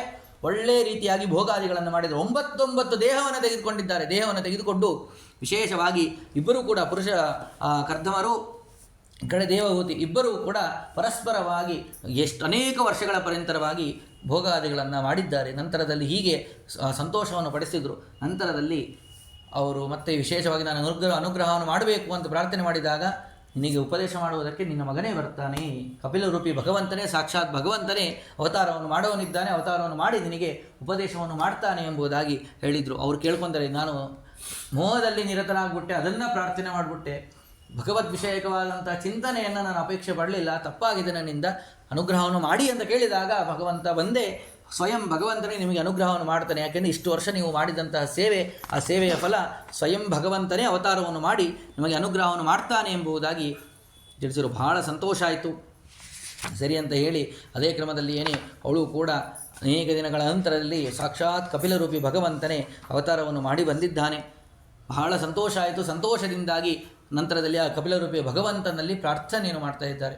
ಸ್ವಾಮಿ, ನನಗೆ ಉಪದೇಶವನ್ನು ಮಾಡಿ ಭಗವತ್ ತತ್ವಗಳನ್ನು ಎಲ್ಲವನ್ನು ಕೂಡ ವಿಶೇಷವಾಗಿ ತಿಳಿಸಬೇಕು ಎಂಬುದಾಗೆಲ್ಲ ಕೇಳಿದಾಗ ಮತ್ತೆ ಈ ಸರಿಯಾದಂತಹ ಜ್ಞಾನ, ಭಗವದ್ವಿಷಯಕವಾದಂತಹ ಜ್ಞಾನ ಬರುವುದಕ್ಕೆ, ಮನಸ್ಸು ಚಂಚಲವಾಗಂತೆ ಇರುವುದಕ್ಕೆ ಏನು ಮಾಡಬೇಕು ಎಲ್ಲವನ್ನು ಕೂಡ ನಮಗೆ ತಿಳಿಸಿಕೊಡಿ ಅಂತ ಕೇಳಿದಾಗ ಅವಶ್ಯವಾಗಿ ಹೇಳ್ತೀನಿ ಅಂತೇಳಿ ಅದೆಲ್ಲ ವೃತ್ತಾಂತಗಳನ್ನು ವಿಸ್ತಾರವಾಗಿ ತಿಳಿಸಿದ್ದಾರೆ. ನಿರ್ವಿಣ್ಣಾತಿತರಾಂಬೂಮನ್ ಅಸತ್ತಿಂದ್ರಿಯ ತರ್ಪಣ ತೇನ ಸಂಭಾವ್ಯಮಾನೇನ ಪ್ರಪಂದಾಂಧತಮಃ ಪ್ರಭೋ. ಸಂಪೂರ್ಣವಾಗಿ ಯಾವ ಭೋಗದಲ್ಲೇ ನಿರತರಾದರೆ ಕೊನೆಯಲ್ಲಿ ಸಿಗುವುದು ಅಂಧನ್ ತಮಸ್ಸೆ ಹೊರತು ಅದರಿಂದ ಯಾವ ಪ್ರಯೋಜನವೂ ಕೂಡ ಯೋಗ್ಯವಾದ ಫಲ ಸಿಗೋದಿಲ್ಲ. ಕ್ಷಣಿಕವಾದಂತಹ ಭೋಗಕ್ಕೋಸ್ಕರವಾಗಿ ನಿರತರಾದರೆ ಅದರಿಂದ ಪ್ರಯೋಜನ ಎಂಬುದು ಯಾವ ಪ್ರಯೋಜನವೂ ಕೂಡ ಇಲ್ಲ. ಅದರಿಂದಾಗಿ ವೈರಾಗ್ಯವನ್ನು ತಾಳಬೇಕು. ಪ್ರಸಂಗಂ ಅಜರಂಭಾಷಂ ಆತ್ಮನಃ ಕವಯೋ ವಿದು ಸಯೇವ ಸಾಧು ಸುಕೃತೋ ಮೋಕ್ಷದ್ವಾರಮುಪಾವೃತಂ. ಸಾಧುಗಳು, ಜ್ಞಾನಿಗಳು, ಸಜ್ಜನರು ಅಂದರೆ ಹೇಗಿರ್ತಾರೆ, ಅವರ ಲಕ್ಷಣಗಳೇನು ಅಂತ ಕೇಳಿದಾಗ ಯಾವ ರೀತಿಯಾಗಿರಬೇಕು, ನಾವು ಹೇಗಿದ್ದರೆ ನಾವು ಜೀವನವನ್ನು ಸಾರ್ಥಕ ಮಾಡಿಕೊಳ್ಳುವುದಕ್ಕೆ ಸಾಧ್ಯ ಅಂತೆಲ್ಲ ಕೇಳಿದಾಗ ಅವಶ್ಯವಾಗಿ ಹೇಳ್ತೀನಿ ಅಂತೇಳಿ ಅವ್ರು ಹೇಳ್ತಾ ಇದ್ದಾರೆ. ತಿತಿಕ್ಷವಃ ಕಾರುಣಿಕಾಃ ಸುಹೃದಃ ಸರ್ವದೇಹಿನಾಂ ಅಜಾತಶತ್ರವಃ ಶಾಂತಾಃ ಸಾಧವಃ ಸಾಧುಭೂಷಣಾಃ ಮಯ್ಯಾನನ್ಯೇನ ಭಾವೇನ ಭಕ್ತಿಂ ಕುರ್ವಂತೆ ಯೇ ದೃಢ ಮತ್ಕೃತೆ ತ್ಯಕ್ತಕರ್ಮಾಣಃ ತ್ಯಕ್ತ ಸ್ವಜನ ಬಾಂಧವಾಃ ಅಂತೇಳಿ. ಅಂತಂದರೆ ಅನನ್ಯವಾದ ರೀತಿಯಾಗಿ ಭಗವಂತನನ್ನು ಪೂಜೆಯನ್ನು ಮಾಡಬೇಕು, ಪ್ರಾರ್ಥನೆಯನ್ನು. ಯಾರೂ ಕೂಡ ಬೇರೆ ಗತಿನೇ ಇಲ್ಲ. ಅನ್ಯತಾ ಶರಣಂ ನಾಸ್ತಿ ತ್ವಮೇವ ಶರಣಂ ಮಮ. ನೀನೇ ನನಗೆ ರಕ್ಷಕ, ನೀನೇ ನನ್ನ ರಕ್ಷಣೆಯನ್ನು ಮಾಡಬೇಕು ಅಂತ ಹೇಳಿ ಅನನ್ಯವಾದಂಥ ಭಕ್ತಿಯನ್ನು ಮಾಡಬೇಕು. ಆದರೆ ನೋಡಿ, ನಮ್ಮ ವ್ಯತ್ಯಾಸವೇನು, ನಾವು ಮಾಡುವಂಥ ತಪ್ಪೇನು ಅಂತಂದರೆ ಒಂದು ಕಡೆಯಲ್ಲಿ ಸಂಪೂರ್ಣವಾಗಿ ಭಕ್ತಿಯನ್ನು ಮಾಡುವುದಿಲ್ಲ. ವಿಶ್ವಾಸ ಎಂಬುದು ಬಹಳ ಕಮ್ಮಿ ನಮಗೆ. ಗುರುಗಳ ಹತ್ರ ಹೋಗ್ತೀವಿ, ಪ್ರಾರ್ಥನೆ ಮಾಡ್ತೀವಿ, ಮತ್ತೆ ಮತ್ತೊಬ್ಬರ ಹತ್ರ ಹೋಗ್ತೀವಿ, ಪ್ರಾರ್ಥನೆ ಮಾಡ್ತೀವಿ. ಯಾರೂ ಶೀಘ್ರವಾಗಿ ಫಲ ಕೊಡ್ತಾ ಇದ್ದಾರೆ ಅಂತ ಏನೋ ಜಗತ್ತಲ್ಲಿ ಅನೇಕ ರೀತಿಯಾಗಿ ನಡೆಯುತ್ತೆ. ಮ್ಯಾಜಿಕ್ ರೀತಿಯಾಗಿ, ಮಾಟಮಂತ್ರ ರೀತಿಯ ಅನೇಕ ಜಗತ್ತಿನಲ್ಲೆಲ್ಲ ನಡೀತಾ ಇರ್ತದೆ. ಅವರೇನೋ ಒಂದೇ ದಿನದಲ್ಲಿ ಫಲ ಸಿಕ್ಬಿಡುತ್ತೆ ಅಂತ ಅವ್ರ ಹತ್ರ ಒಂದು ಹಣ್ಣಿಸ್ಕೊಂಡ್ರೆ, ಅಥವಾ ಅವರು ತಕ್ಷಣದಲ್ಲೇ ಕೈಯಲ್ಲಿ ಏನೋ ಒಂದು ಸೃಷ್ಟಿಯಾಗಿ ಮಾಡ್ತಾರೆ ಅಂತ ಅನೇಕ ರೀತಿಯಾಗಿ ಕೇಳ್ತೇವೆ. ವಾಮಾಚಾರಾದಿಗಳಿಂದಾಗಿ, ಮಾಟಮಂತ್ರಾದಿಗಳಿಂದಾಗಿ ಶೀಘ್ರ ಫಲ ಸಿಗಬಹುದು. ಇದಕ್ಕೂ ಗುರುಗಳ ಹತ್ರ ಬಂದಾಗ, ದೇವರ ಹತ್ರ ಹೋದಾಗ, ಪೂಜಾದಿಗಳನ್ನು ಮಾಡಿದಾಗ ಆ ಫಲ ಕೆಲವು ಅವರ ಯೋಗ್ಯತಾನುಸಾರವಾಗಿ ತಕ್ಷಣದಲ್ಲೇ ಫಲವು ಸಿಗಬಹುದು. ಯೋಗ್ಯತಾ ಇಲ್ಲದೇ ಇದ್ದರೆ ಸ್ವಲ್ಪ ದಿನಗಳು ಕಾದ ನಂತರದಲ್ಲಿ ಸಿಗಬಹುದು. ಆದರೆ ಸಿಗುವಂತಹ ಫಲ ಶಾಶ್ವತವಾಗಿರುತ್ತದೆ. ಆ ಭಗವಂತನ ಅನುಗ್ರಹ, ಗುರುಗಳ ಅನುಗ್ರಹದಿಂದ ಬರುವಂತಹ ಫಲ ಅವತ್ತೆವತ್ತಿಗೂ ಕೂಡ ಅದರಿಂದ ನಮಗೆ ಹಾನಿಗಳು ಆಗುವುದಿಲ್ಲ. ಆದರೆ ನಾವು ದುಷ್ಟ ರೀತಿಯಿಂದಾಗಿ, ವಾಮ ಮಾರ್ಗದಿಂದಾಗಿ ಒಂದು ವೇಳೆ ನಾವೇನಾದರೂ ಕೂಡ ಫಲವನ್ನು ಹೊಂದಿದರೆ ಅದರಿಂದಾಗಿ ಹಾನಿ ಎಂಬುದಾಗ್ತದೆ. ತತ್ಕ್ಷಣದಲ್ಲಿ ಆ ಫಲ ಸಿಗಬಹುದು, ಏನೋ ಸುಖ ರೀತಿಯಾಗಿ ಕಾಣಬಹುದು, ಮೋಹ ಅಷ್ಟೇ ಹೊರತು ಅದರಿಂದ ಯಾವ ಪ್ರಯೋಜನ ಆಗುವುದಿಲ್ಲ, ಸುಖಾದಿಗಳಾಗುವುದಿಲ್ಲ. ಅದರಿಂದ ಮಹಾ ಅನರ್ಥ, ದುಃಖಕ್ಕೇನೆ ಕಾರಣವಾಗ್ತದೆ.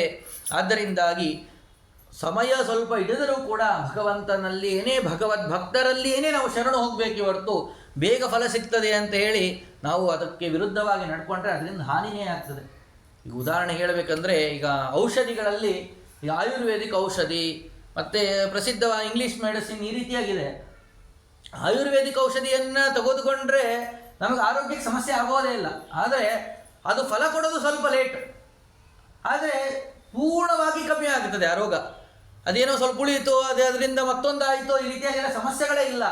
ಆದರೆ ಈ ಮೆಡಿಸಿನ್ಗಳಲ್ಲೆಲ್ಲ ತಗೊಂಡಾಗ ಏನಾಗುತ್ತದೆ, ಆ ಕ್ಷಣದಲ್ಲಿ ಏನೇ ಒಂದು ಇಂಜೆಕ್ಷನ್ ಚುಚ್ಚಿರೋ ತಕ್ಷಣದಲ್ಲಿ ಆರಾಮಾಗ್ಬಿಡ್ತು.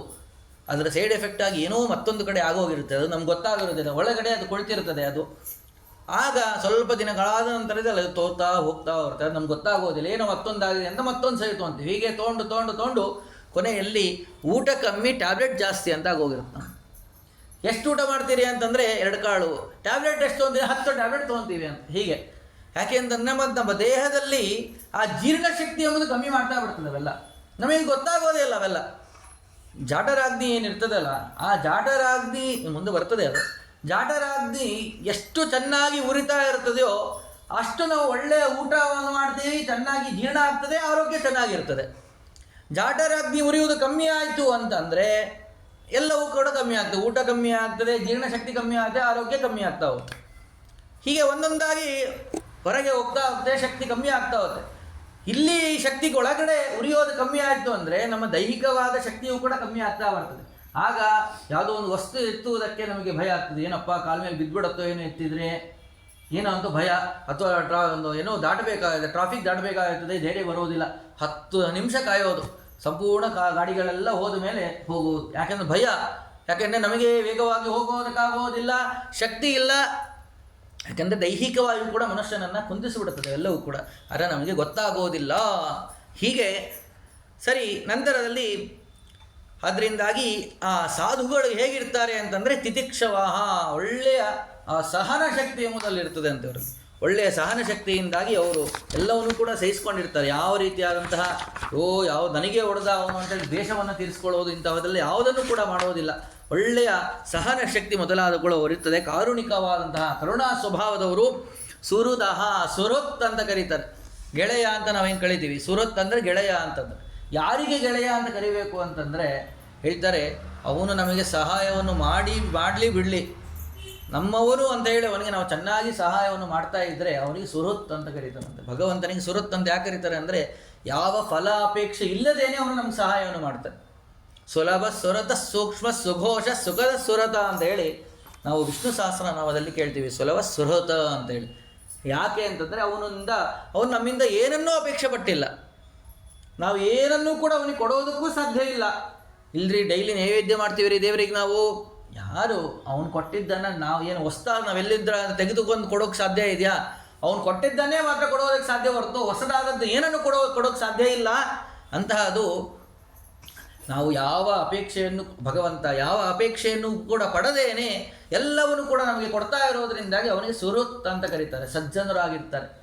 ಯಾವ ಅಪೇಕ್ಷೆಯನ್ನು ಇಲ್ಲದೇನೆ ಅವರು ಪುಣ್ಯ ಸಂಪಾದನೆಯನ್ನು ಮಾಡುವಂಥ ಕಾರ್ಯಗಳನ್ನು ಮಾಡಿ ಸಜ್ಜನರನ್ನು ರಕ್ಷಣೆಯನ್ನು ಮಾಡ್ತಾ ಇರ್ತಾರೆ. ನಾರದರು ಆ ರೀತಿಯಾಗಿದ್ದರಂತ. ಈಗ ನಾವು ಸತ್ಯನಾರಾಯಣ ಸ್ವಾಮಿ ದೇವರ ಕಥೆಯೆಲ್ಲ ಕೇಳ್ತೀವಿ.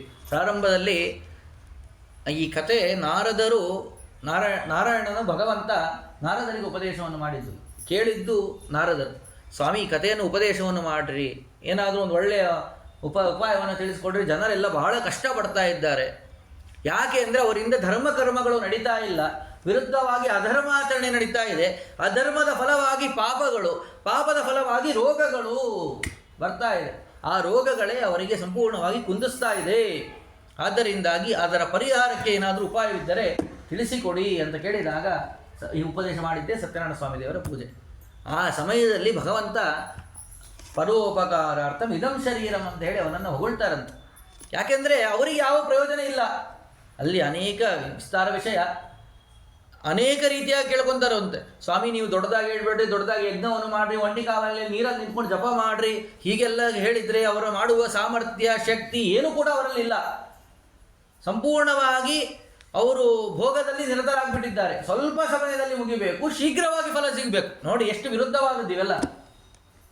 ಬಹಳ ಹೊತ್ತು ಕೂತು ಮಾಡಿ ಫಲವನ್ನು ಹೊಂದೋದಲ್ಲ, ಒಂದೇ ಹೊತ್ತು ದಾಸ ಕೊಡೋದು. ನಾನು ಒಂದು ದಾಸಲ್ಲಿ ಪೂಜೆ ಮುಗಿಬೇಕು, ಅರೆ ಫಲ ಮಾತ್ರ ಅದಾದ ಕ್ಷಣದಲ್ಲಿ ಏನೇ ಸಿಕ್ಬಿಡ್ಬೇಕು ನಮಗೆ. ಸತ್ಯನಾರಾಯಣ ಪೂಜೆ ಮುಗಿತಾನೆ ದರ ಹೂ ಬೀಳ್ತಾ ಇರಬೇಕು, ಅದು ಸಿಕ್ಕೇ ಬಿಡ್ತು ಫಲ ಅಂತ ಹೇಳಿ. ಹಾಗೆ ಶೀಘ್ರ ಫಲವನ್ನು ಅಪೇಕ್ಷೆಯನ್ನು ಪಡ್ತಾರೆ. ಅಂತಹದ್ದು ಹೇಳ್ರಿ ಅಂತ ಕೇಳ್ತಾರೆ. ಆಗ ನಾರದರಿಗೆ ಭಗವಂತ ಮತ್ತು ಹೊಗಳ್ತಾನಂತೆ, ಇದರಿಂದ ನಿನಗೆ ಯಾವ ಪ್ರಯೋಜನವೂ ಕೂಡ ಇಲ್ಲ, ಅದು ಕೂಡ ಸಜ್ಜನರಿಗೋಸ್ಕರವಾಗಿ ಜನರೆಲ್ಲರೂ ಕೂಡ ಈ ರೀತಿಯಾಗಿ ಮೋಹದಲ್ಲಿ ನಿರತರಾಗಿ ನಾಶವಾಗ್ತಾ ಇದ್ದಾರೆ ಅಂತೇಳಿ ಅವರಿಗೋಸ್ಕರವಾಗಿ ನೀನು ಕೇಳ್ತಾ ಇದ್ದೀಯಾ, ನಿನಗೆ ಮಂಗಳವಾಗಲಿ ಅಂತೇಳಿ ಆಶೀರ್ವಾದ ಮಾಡ್ತಾರಂತೆ. ಯಾಕೆಂದರೆ ಯಾವಾಗಲೂ ಕೂಡ ನಾರಾಯಣನ ಸ್ಮರಣೆ ಮಾಡುವಂಥ ಮಹಾನುಭಾವರು ನಾರದರು.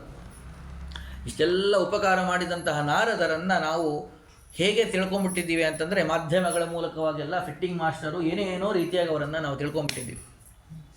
ಹಾಗೆಯೇ ನಮಗೆ ತಕ್ಷಣದಲ್ಲಿ ನಾರದರು ಒಂದು ತಕ್ಷಣದ ರೀತಿಯ ವಿರುದ್ಧ ರೀತಿಯಾಗಿ ನಮಗೆ ತಿಳಿದು ಬರ್ತದೆ.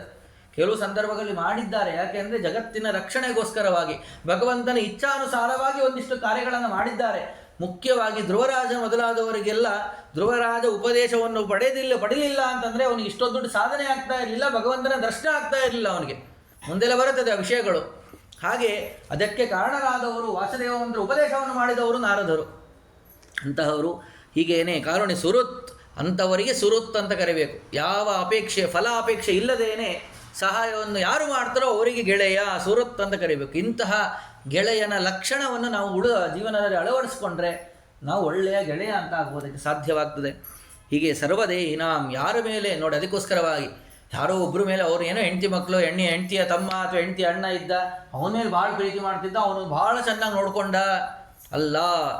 ಸರ್ವದೇಹಿನಾಂ, ಎಲ್ಲರ ಮೇಲೆ ಬಹಳ ಸುರತ್, ಎಲ್ಲರ ಮೇಲೂ ಕೂಡ ಪ್ರೀತಿಯನ್ನು ಮಾಡ್ತಾ ಇದ್ದಂತೆ, ಎಲ್ಲರ ಮೇಲೂ ಕೂಡ ಯಾವ ಫಲಾಪೇಕ್ಷೆ ಇಲ್ಲದೇನೆ ಅವರಿಗೆ ಸೇವೆಯನ್ನು ಮಾಡ್ತಾ ಇದ್ದಂತೆ. ಅಂಥವರು ಸುರತ್ ಅಂತ ಕರೆಸ್ಕೊತಾರಂತೆ. ಅಜಾತ ಶತ್ರುವಃ, ಯಾರ ಮೇಲೂ ಕೂಡ ದ್ವೇಷವನ್ನು ಮಾಡಬಾರ್ದು, ಯಾವ ಪ್ರಯೋಜನ ಇಲ್ಲ ಅದರಿಂದ. ಸುಮ್ಮನೆ ನಮಗೆ ಅದರಿಂದಾಗಿ ದ್ವೇಷಾದಿಗಳನ್ನು ಮಾಡೋದರಿಂದ, ಆ ಸಿಟ್ಟನ್ನು ಮಾಡ್ಕೊಳ್ಳೋದ್ರಿಂದ ನಮ್ಮ ರಕ್ತವನ್ನು ಸುಟ್ಕೊಂಡು ನಮ್ಮ ಆಯುಷ್ಯವನ್ನು ನಾವು ಕಮ್ಮಿಯನ್ನು ಮಾಡ್ಕೊಳ್ತೀವಿ. ಇದರಿಂದ ಯಾವ ಪ್ರಯೋಜನ ಇಲ್ಲ. ಸಜ್ಜನರೆಲ್ಲ ಈಗಿರ್ತಾರಂತೆ, ಯಾರ ಮೇಲೂ ಕೂಡ ಸಿಟ್ಟಾದಿಗಳನ್ನು ಮಾಡೋದಿಲ್ಲ, ದ್ವೇಷಾದಿಗಳನ್ನು ಮಾಡೋದಿಲ್ಲ. ಯುಧಿಷ್ಠಿರಾಗಿದ್ದ, ಅವನನ್ನು 1000 ಜನ ದ್ವೇಷ ಮಾಡ್ತಾ ಇದ್ರು ಕೂಡ ಅವನು ಯಾರನ್ನೂ ಕೂಡ ದ್ವೇಷ ಮಾಡ್ತಾ ಇರಲಿಲ್ಲ. ಅದಕ್ಕೆ ಅವ್ರಿಗೆ ಅಜಾತ ಶತ್ರು ಅಂತ ಹೇಳಿ ಕರೀತಾ ಇದ್ರು. ಅಜಾತ ಶತ್ರುವಃ, ಶಾಂತ ಸ್ವಭಾವ ಇರಬೇಕು, ಒಳ್ಳೆಯ ಶಾಂತ ಸ್ವಭಾವ. ಎಲ್ಲದಕ್ಕೂ ಸಿಟ್ಟಿಗೆ ಹೇಳ್ತಾ ಇದ್ದರೆ ಅದರಿಂದ ಯಾವ ಪ್ರಯೋಜನ ಇಲ್ಲ. ಶಾಂತ ಸ್ವಭಾವ ಇರಬೇಕು. ಸಾಧವಃ ಸಾಧುಭೂಷಣ, ಸಾಧುಗಳ ಲಕ್ಷಣ ಇವೆಲ್ಲವೂ ಕೂಡ ಈ ರೀತಿಯಾಗಿದ್ದರು ಅಂದರೆ ಅವರು ಸಾಧುಗಳು ಅಂತ ಕರೀತಾರೆ. ಇದು ಸಜ್ಜನರ ಲಕ್ಷಣ. ಅಷ್ಟೇ ಅಲ್ಲ, ಇಷ್ಟೇನೋ ಮಾಡಿಬಿಟ್ಟು ನನ್ನನ್ನು ಪೂಜೆ ಮಾಡಲಿಲ್ಲ ಅಂತಂದರೆ ವ್ಯರ್ಥ ಆಗಿ ಹೋಗ್ತದೆ. ಮಯಿ ನನ್ನಲ್ಲಿ ಅನನ್ಯೇನ ಭಾವೇನ, ಇನ್ನೊಬ್ಬರು ರಕ್ಷಣೆ ಇದ್ದಾರಪ್ಪ, ಅಲ್ಲೂ ಹೋಗಿ ಬರ್ತೀನಿ, ಇಲ್ಲೂ ಹೋಗಿ ಬರ್ತೀನಿ ಅಲ್ಲ. ನಾನು ದೇವರಲ್ಲಿ ಬಂದಿದ್ದೇನೆ, ದೇವರ ಪೂಜೆಯನ್ನು ಮಾಡಿದ್ದೇನೆ, ನಾನು ಭಾಗವತ ಶ್ರವಣವನ್ನು ಮಾಡಿದ್ದೇನೆ, ನಿಶ್ಚಿತವಾಗಿ ಕೂಡ ನನಗೆ ಫಲ ಸಿಕ್ಕೇ ಸಿಗ್ತದೆ ಅಂತ ವಿಶ್ವಾಸವನ್ನು ಇಡಬೇಕು. ಆ ಅಚಲವಾದ ವಿಶ್ವಾಸವನ್ನು ಇಟ್ಟರೆ ನಿಶ್ಚಿತವಾಗಿ ಕೂಡ ಫಲ ಸಿಕ್ಕೇ ಸಿಗ್ತದೆ. ನದೇವ ತೋಷಣಮೃತ, ಭಗವಂತನನ್ನು ಸಂತೋಷಪಡಿಸಿದರೆ ಎಂದಿಗೂ ಕೂಡ ಅದು ವ್ಯರ್ಥವಾಗಿ ಹೋಗೋದೇ ಇಲ್ಲ, ನಿಶ್ಚಿತವಾಗಿ ಕೂಡ ಫಲ ಸಿಕ್ಕೇ ಸಿಗ್ತದೆ. ಆ ವಿಶ್ವಾಸ ನಮಗೆ ಇರಬೇಕು, ಅದನ್ನು ನಾವು ಮಾಡಬೇಕು. ಅದನ್ನು ಹೇಳ್ತಾ ಇದ್ದಾರೆ. ಮಯಿ ಅನನ್ಯೇನ ಭಾವೇನ ಭಕ್ತಿಂ ಕುರುವಂತಿ, ಅನನ್ಯವಾಗಿ ಭಕ್ತಿಯನ್ನು ಮಾಡಿದರೆ ಅದು ಹೇಗಿರ್ಬೇಕಂದ್ರೆ ನಿಶ್ಚಿತವಾಗಿ ದೃಢವಾಗಿತ್ತು ಅಂತಂದರೆ ಆಗ ನನ್ನ ಫಲ ಎಂಬುದು ಅವರಿಗೆ ಆಗ್ತದೆ, ನನ್ನ ಅನುಗ್ರಹ ಎಂಬುದಾಗ್ತದೆ. ಮತ್ವತೆ ತ್ಯಕ್ತ ಕರ್ಮಾಣ ತ್ಯಕ್ತ ಸ್ವಜನ ಬಾಂಧವ, ಹೀಗೆ ಇರಬೇಕು ಎಂಬುದಾಗಿ ತಿಳಿಸಿ ನಂತರದಲ್ಲಿ ಆ ರೀತಿಯಾದಂತಹ ಸಾಧುಗಳು ಇದ್ದರು ಎಂಬುದಾಗಿ ತಿಳಿಸಿ ಕಾಚಿತ್ತ ಕೈಯರ್ಪಿತ ಭಕ್ತಿ ಕೀರುಷ ಮಮ ಗೋಚರೋ ಯಾ ಪದಂತೆ ನಿರ್ವಾಣ ಮಂಜಸ ಪ್ರಾಪ್ನುರ್ಮಹಂ. ಹೀಗೇನೆ ಮುಂದೆ ಆ ಭಕ್ತಿಯ ಪ್ರಶ್ನೆಗಳ ಬಗ್ಗೆ ಎಲ್ಲ ಕೇಳ್ತಾ ಇದ್ದಾರೆ. ಯಾವ ರೀತಿಯಾಗಿ ಭಕ್ತಿಯನ್ನು ಮಾಡಬೇಕು ಅಂತಂದರೆ ಅನಿಮಿತ್ತ ಭಗವತಿ ಭಕ್ತಿ, ನಿಮಿತ್ತ ಇರಬಾರ್ದಂತೆ. ಒಂದಿಷ್ಟು ಸಮಯದವರೆಗೂ ನಾನು ಭಕ್ತಿಯನ್ನು ಮಾಡ್ತೀನಿ, ಭಕ್ತಿಯಲ್ಲಿ ಮಾತ್ರ. ಪೂಜೆಯನ್ನು ನಾವು ಒಂದು ಸ್ವಲ್ಪ ಕೂತು ಮಾಡ್ಬೋದು, ನಮ್ಮ ಕೈಯಲ್ಲಿ ಶಕ್ತಿ ಇರ್ತದೆ, ನಂತರದಲ್ಲಿ ಮತ್ತೊಂದು ಕಾರ್ಯದಲ್ಲಿ ನಾವು ನಿರತರಾಗ್ತೀವಿ. ಆದರೆ ಭಕ್ತಿಯನ್ನು ಮಾತ್ರ ಯಾವತ್ತಿಗೂ ಕೂಡ ಕಮ್ಮಿ ಆಗಬಾರ್ದಂತ ನಾವು ನಿನ್ನೆ ದಿನ ಕೇಳಿದ್ವಿ. ಸಂಪೂರ್ಣವಾಗಿ ದಿನಚರಿ ಏನಿರ್ತದೆಯೋ ಎಲ್ಲವೂ ಕೂಡ ಭಗವತ್ ಪೂಜಾ ರೂಪದಲ್ಲೇ ಇರಬೇಕಂತೆ. ಸ್ವಾಮೀ ತ್ವಂ ಗೃಹರೇ ತವಾನು ಚರಣಾ ಪ್ರಾಣಾ ಶರೀರಂ ಗೃಹಂ ಪೂಜಾತೆ ವಿಷಯೋಪಭೋಗ ರಚನ ನಿದ್ರಾ ಸಮಾಧಿ ಸ್ಥಿತಿ. ಮುಂದಿಂದೆಲ್ಲ ನೆನೆ ಕೇಳಿದ್ವಿ, ಸಜ್ಜಾರ ಮಾಡುವುದೆಲ್ಲ ಭಗವಂತನ ಪೂಜೆ ಅಂತೇಳಿ ಪ್ರಾರಂಭದ್ದು. ಗೃಹರೇ ನೃಸಿಂಹದೇವರೇ, ನೀನು ನಮ್ಮ ಮನೆಗೆ ಬಂದಿದ್ದೀಯಾ, ನನ್ನ ದೇಹದಲ್ಲೇ ಇದ್ದೀಯಾ, ಸನ್ನಿಹಿತನಾಗಿದ್ದೀಯಾ, ನಿನಗೆ ನಾನು ಪೂಜಾದಿಗಳನ್ನು ಮಾಡಬೇಕಲ್ಲ. ಏನು ಪೂಜೆ ನಿನಗೆ ಮಾಡ್ತೀನಿ ಅಂತಂದರೆ ವಿಷಯೋಪಭೋಗ ರಚನ, ನಾನೇನು ವಿಷಯ ಪದಾರ್ಥಗಳನ್ನು ನೋಡ್ತೀನಿ, ಕೇಳ್ತೀನಿ, ತಿಂತೀನಿ, ಎಲ್ಲವೂ ಕೂಡ ಅದು ನಿನ್ನ ಪೂಜೆ, ಎಲ್ಲವೂ ಕೂಡ ಭಗವತ್ ಪೂಜೆ ಎಂಬುವಂತಹ ಭಕ್ತಿ ನಮಗೆ ಬಂತು ಅಂದರೆ ಆಗ ನಮಗೆ ಫಲ ಎಂಬುದು ಸಿಗೋದಕ್ಕೆ ಸಾಧ್ಯವಾಗ್ತದೆ. ಆ ರೀತಿಯಾಗಿ ಮಾಡಬೇಕು ಎಂಬುದಾಗಿ ತಿಳಿಸಿ ಆ ಧ್ಯಾನದ ಬಗ್ಗೆ ಇಷ್ಟೇ ಅಲ್ಲ, ಧ್ಯಾನ ಎಂಬುದು ಮಾಡಬೇಕು. ಕೇವಲ ನಾನು ಭಕ್ತಿಯನ್ನು ಮಾಡಿ ಮುಗಿಸಿದರೆ ಸಾಲೋದಿಲ್ಲ, ಧ್ಯಾನಾದಿಗಳನ್ನು ಮಾಡಿ ಫಲವನ್ನು ಸಿಗಬೇಕು. ಭಕ್ತಿ ಮುಕ್ತೇ ಗರಿಯಸಿ, ಭಕ್ತಿಯನ್ನು ನಾವು ಚೆನ್ನಾಗಿ ಮಾಡಿದರೆ ಅದು ಮೋಕ್ಷಕ್ಕಿಂತ ದೊಡ್ಡದಂತಾಗ್ತದೆ, ಶ್ರೇಷ್ಠವಾದಂತಹ ಫಲ ಎಂಬುದು ಸಿಗ್ತದೆ ಎಂಬುದಾಗಿ ಹೇಳಿ ಆ ಧ್ಯಾನದ ಬಗ್ಗೆಯೂ ಕೂಡ ತಿಳಿಸ್ತಾ ಇದ್ದಾರೆ. ಸಂಚಿಂತಯೇದ್ ಭಗವತಶ್ಚರಣಾರವಿಂದಂ ವಜ್ರಾಂಕುಶಧ್ವಜ ಸರೋರುಹ ಲಾಂಛನಾಢ್ಯಂ ಉತ್ತುಂಗ ರಕ್ತ ವಿಲಸನ್ನಕ ಚಕ್ರವಾಲ ಜ್ಯೋತ್ಸ್ನಾಭಿರಾತ ಮಹದೃದಯಾಂಧಕಾರಂ. ನೋಡಿ, ಭಗವಂತನನ್ನು ವಿಶೇಷವಾಗಿ ಚರಣಾರವಿಂದಂ, ಭಗವಂತನನ್ನು ಭಗವತ್ಪಾದ ಕಮಲಗಳನ್ನು ವಿಶೇಷವಾಗಿ ಚಿಂತನೆಯನ್ನು ಮಾಡಬೇಕಂತೆ. ಹೇಗಿದೆ ಭಗವಂತನ ಪಾದ ಅಂತಂದರೆ ವಜ್ರಾಂಕುಶ ಧ್ವಜ ಸರೋರುಹ ಲಾಂಛನಾಢ್ಯಂ. ವಜ್ರ ಅಂಕುಶ ಧ್ವಜ ಸರೋರುಹ, ಕಮಲ, ವಜ್ರ ಅಂಕುಶ ಧ್ವಜ ಕಮಲ ಎಲ್ಲವೂ ಕೂಡ ಭಗವಂತನ ಪಾದದ ಚಿಹ್ನೆಗಳಂತೆ. ಸಾಮಾನ್ಯವಾಗಿ ನಾವು ಒಂದು ವಿಷ್ಣು ಪಾದವನ್ನು ನೋಡಿದರೆ ನಮಗೆ ಜ್ಞಾನ ಬರ್ತದೆ, ಸಾಮಾನ್ಯ ನೋಡಿರ್ತೀವಿ ಎಲ್ಲರೂ ಕೂಡ. ಅದರಲ್ಲಿ ಎಲ್ಲವೂ ಕೂಡ ಧ್ವಜದ ಆಕಾರ, ಕಮಲದ ಆಕಾರ ಎಲ್ಲವೂ ಕೂಡ ಇರ್ತದೆ. ಹಾಗೆ ಭಗವಂತನ ಪಾದದಲ್ಲಿ ಇವೆಲ್ಲವೂ ಕೂಡ ಇದೆ ಅಂತ. ಅದನ್ನೇನೆ ನಮಗೆ ಜ್ಞಾನ ಬರಲಿ ಅಂದರೆ ಅದರಲ್ಲಿ ಚಿತ್ರದ ರೂಪದಲ್ಲಿಯೂ ಕೂಡ ಅದನ್ನು ಕೊಟ್ಟಿರ್ತಾರೆ. ಹಾಗೆ ಅಂತಹ ಲಾಂಛನಗಳಿಂದ ಕೂಡಿದಂತಹ ಶುದ್ಧವಾದಂತಹ ಕೆಂಪಾಗಿ ಇದೆಯಂತೆ ಭಗವಂತನ ಪಾದ. ಹಾಗೆ ಭಗವಂತನ ಪಾದವನ್ನು ಒಳ್ಳೆ ಚೆನ್ನಾಗಿ ಹೊಳೆಯುತ್ತಿರುವಂತಹ ಭಗವಂತನ ಪಾದವನ್ನು ನಾವು ಚಿಂತನೆಯನ್ನು ಮಾಡಬೇಕು. ಹೀಗೆ ಅಷ್ಟೇ ಅಲ್ಲ, ಯಶ್ಚೌಚ ನಿಸೃತ ಸರಿತ್ ಪ್ರವರೋದಕೇನ ತೀರ್ಥೇನ ಮೂರ್ಧ್ಯತಿ ಧೃತೇನ ಶಿವಶಿವೋಭೂತ್ ಧ್ಯಾತುರ್ಮನಃಶಮಲ ಶೈಲ ನಿಸೃಷ್ಟ ವಜ್ರಂ ಧ್ಯಾಯೇಚ್ಚಿರಂ ಭಗವತಶ್ಚರಣಾರವಿಂದಂ. ಹಾಗೆಯೇ ಶುದ್ಧವಾಗಿ ನಾವು ನೆನೆ ಆಗಲೇ ಪೂರ್ವದಲ್ಲಿ ಕೇಳಿದ್ವಿ, ಶಿವನಿಗೆ ಯಾಕೆ ಶಿವ ಅಂತ ಹೆಸರು ಬಂತು ಅನ್ನೋದಕ್ಕೆ ಗಂಗೆಯನ್ನು ಧಾರಣೆ ಮಾಡಿದ್ದಕ್ಕೆ ಅಂತ. ಅದನ್ನು ಹೇಳ್ತಾ ಇದ್ದೆ ನೋಡಿ, ತೀರ್ಥೇನ ಮೂರ್ಧ್ನತಿ ಧೃತೇನ. ಆ ತೀರ್ಥವನ್ನು, ಗಂಗೆಯ ಭಗವಂತನ ಪಾದ ಸ್ಪರ್ಶ ಆಯಿತು ಅಂದರೆ ನೀರು, ಅದು ತೀರ್ಥ ಅಂತ ಆಗ್ತದೆ. ಹಾಗೆ ಭಗವಂತನ ಪಾದ ಸ್ಪರ್ಶವಾಗಿ ಬಿದ್ದಂಥ ತೀರ್ಥವನ್ನು ರುದ್ರದೇವರು ತಲೆ ಮೇಲೆ ಮೂರ್ಧ್ನತಿ ಧೃತೇನ, ತಲೆ ಮೇಲೆ ಧಾರಣೆ ಮಾಡಿರೋದ್ರಿಂದಾಗಿ ಅವರು ಶಿವಶಿವೋಭೂತ್, ಶಿವ ಅಂತ ಆದ್ರಂತೆ. ಹಾಗೆಯೇ ಈ ರೀತಿಯಾಗಿ ಶುದ್ಧವಾದ ರೀತಿಯಾಗಿ ಭಗವಂತನ ಪಾದಕಮಲಗಳನ್ನು ಚಿಂತನೆಯನ್ನು ಮಾಡಬೇಕು. ಇಲ್ಲಿ ಆ ಧ್ಯಾನವನ್ನು ತಿಳಿಸ್ತಾರೆ. ಪ್ರತಿನಿತ್ಯವೂ ಕೂಡ ನಾವು ಧ್ಯಾನ ಸ್ನಾನ ಒಂದನ್ನು ಪ್ರತಿನಿತ್ಯವೂ ಕೂಡ ಮಾಡಬೇಕಂತ. ಏನು ಧ್ಯಾನ ಸ್ನಾನ ಅಂತಂದರೆ, ನಾವು ಶೌಚಾದಿಗಳನ್ನು ಮಾಡಿಕೊಂಡು ಶೌಚಾದಿಗಳಾದ ಪ್ರಧಾನವಾಗಿ ನಿತ್ಯವೂ ಕೂಡ ಶೌಚವನ್ನು ಮುಗಿಸೇ, ಮಲಮೂತ್ರಾದಿಗಳನ್ನು ಮುಗಿಸೇ ಸ್ನಾನವನ್ನು ಮಾಡಬೇಕು. ಕೆಲವರು ಇಲ್ಲ ನನಗೆ ಈ ಸಮಯಕ್ಕೆ ಬರೋದಿಲ್ಲ ಅಂತ ಹೇಳಿ ನಂತರದಲ್ಲಿ ಹೋಗುವಂತಹ ರೂಢಿಯನ್ನು ಮಾಡ್ಕೊಂಡ್ಬಿಟ್ಟಿರ್ತಾರೆ. ಸರ್ವತಾ ನಿಷೇಧ ಮಾಡ್ತಾರೆ ಶಾಸ್ತ್ರದಲ್ಲಿ. ನಾವು ಮುಂದೆ ಸ್ನಾನಾದಿಗಳನ್ನು ಮಾಡಬೇಕಾದ್ರೆ ಶೌಚಾದಿಗಳನ್ನು ಮುಗಿಸದೇನೆ ಸ್ನಾನಾದಿಗಳನ್ನು ಮಾಡಿದರೆ ಸ್ನಾನಕ್ಕೆ ಫಲವೇ ಸಿಗೋದಿಲ್ಲಂತ.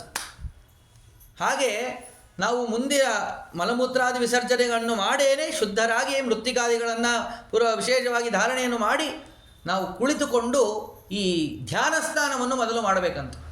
ಹೇಗೆ ಧ್ಯಾನ ಸ್ನಾನವನ್ನು ಮಾಡೋದು ಅಂತಂದರೆ, ನಾವು ಏನು ತ್ರಿವಿಕ್ರಮ ರೂಪಿ ಭಗವಂತನ ಚರಿತ್ರೆ ಕೇಳ್ತೀವಲ್ಲ, ವಾಮನನಾದಂಥ ಭಗವಂತ ಪಾದನವನ್ನು ಎತ್ತಿದ ಎಲ್ಲ ಕೇಳ್ತೀವಲ್ಲ, ಅದನ್ನು ಚಿಂತನೆಯನ್ನು ಮಾಡಬೇಕಂತ. ಹೇಗೆ ನಾವು ಕುಳಿತಿದ್ದೇವೆ, ಭಗವಂತ ತಾನು ಪಾದವನ್ನು ಮೇಲಕ್ಕೆ ಎತ್ತಿದಾಗ ಆ ಬ್ರಹ್ಮಾಂಡದ ಕಟಾಹಕ್ಕೆ ಭಗವಂತನ ಪಾದ ಸ್ಪರ್ಶವಾದಾಗ ಅದು ಓಪನ್ ಆಗಿ ತೆಗೆದು ಅಲ್ಲಿಂದ ನೀರು ಬಿತ್ತು. ಬೀಳುವಾಗ ಬ್ರಹ್ಮದೇವರು ಕಮಂಡಲುವಿನಲ್ಲಿ ಬಂಗಾರದ ಕಮಂಡಲುವಿನಲ್ಲಿ ನೀರನ್ನು ತೆಗೆದುಕೊಂಡು ಭಗವಂತನ ಪಾದವನ್ನು ತೊಳೆದಂತಹ ನೀರು ನೇರವಾಗಿ ನನ್ನ ತಲೆಯ ಮೇಲೆ ಬೀಳ್ತಾ ಇದೆ, ನಾನು ಅಂತವಾಗಿ ಬಾಹ್ಯವಾಗಿ ಶುದ್ಧನಾಗ್ತಾ ಇದ್ದೇನೆ ಅಂತೇಳಿ ಚಿಂತನೆ ಮಾಡಬೇಕಂತ.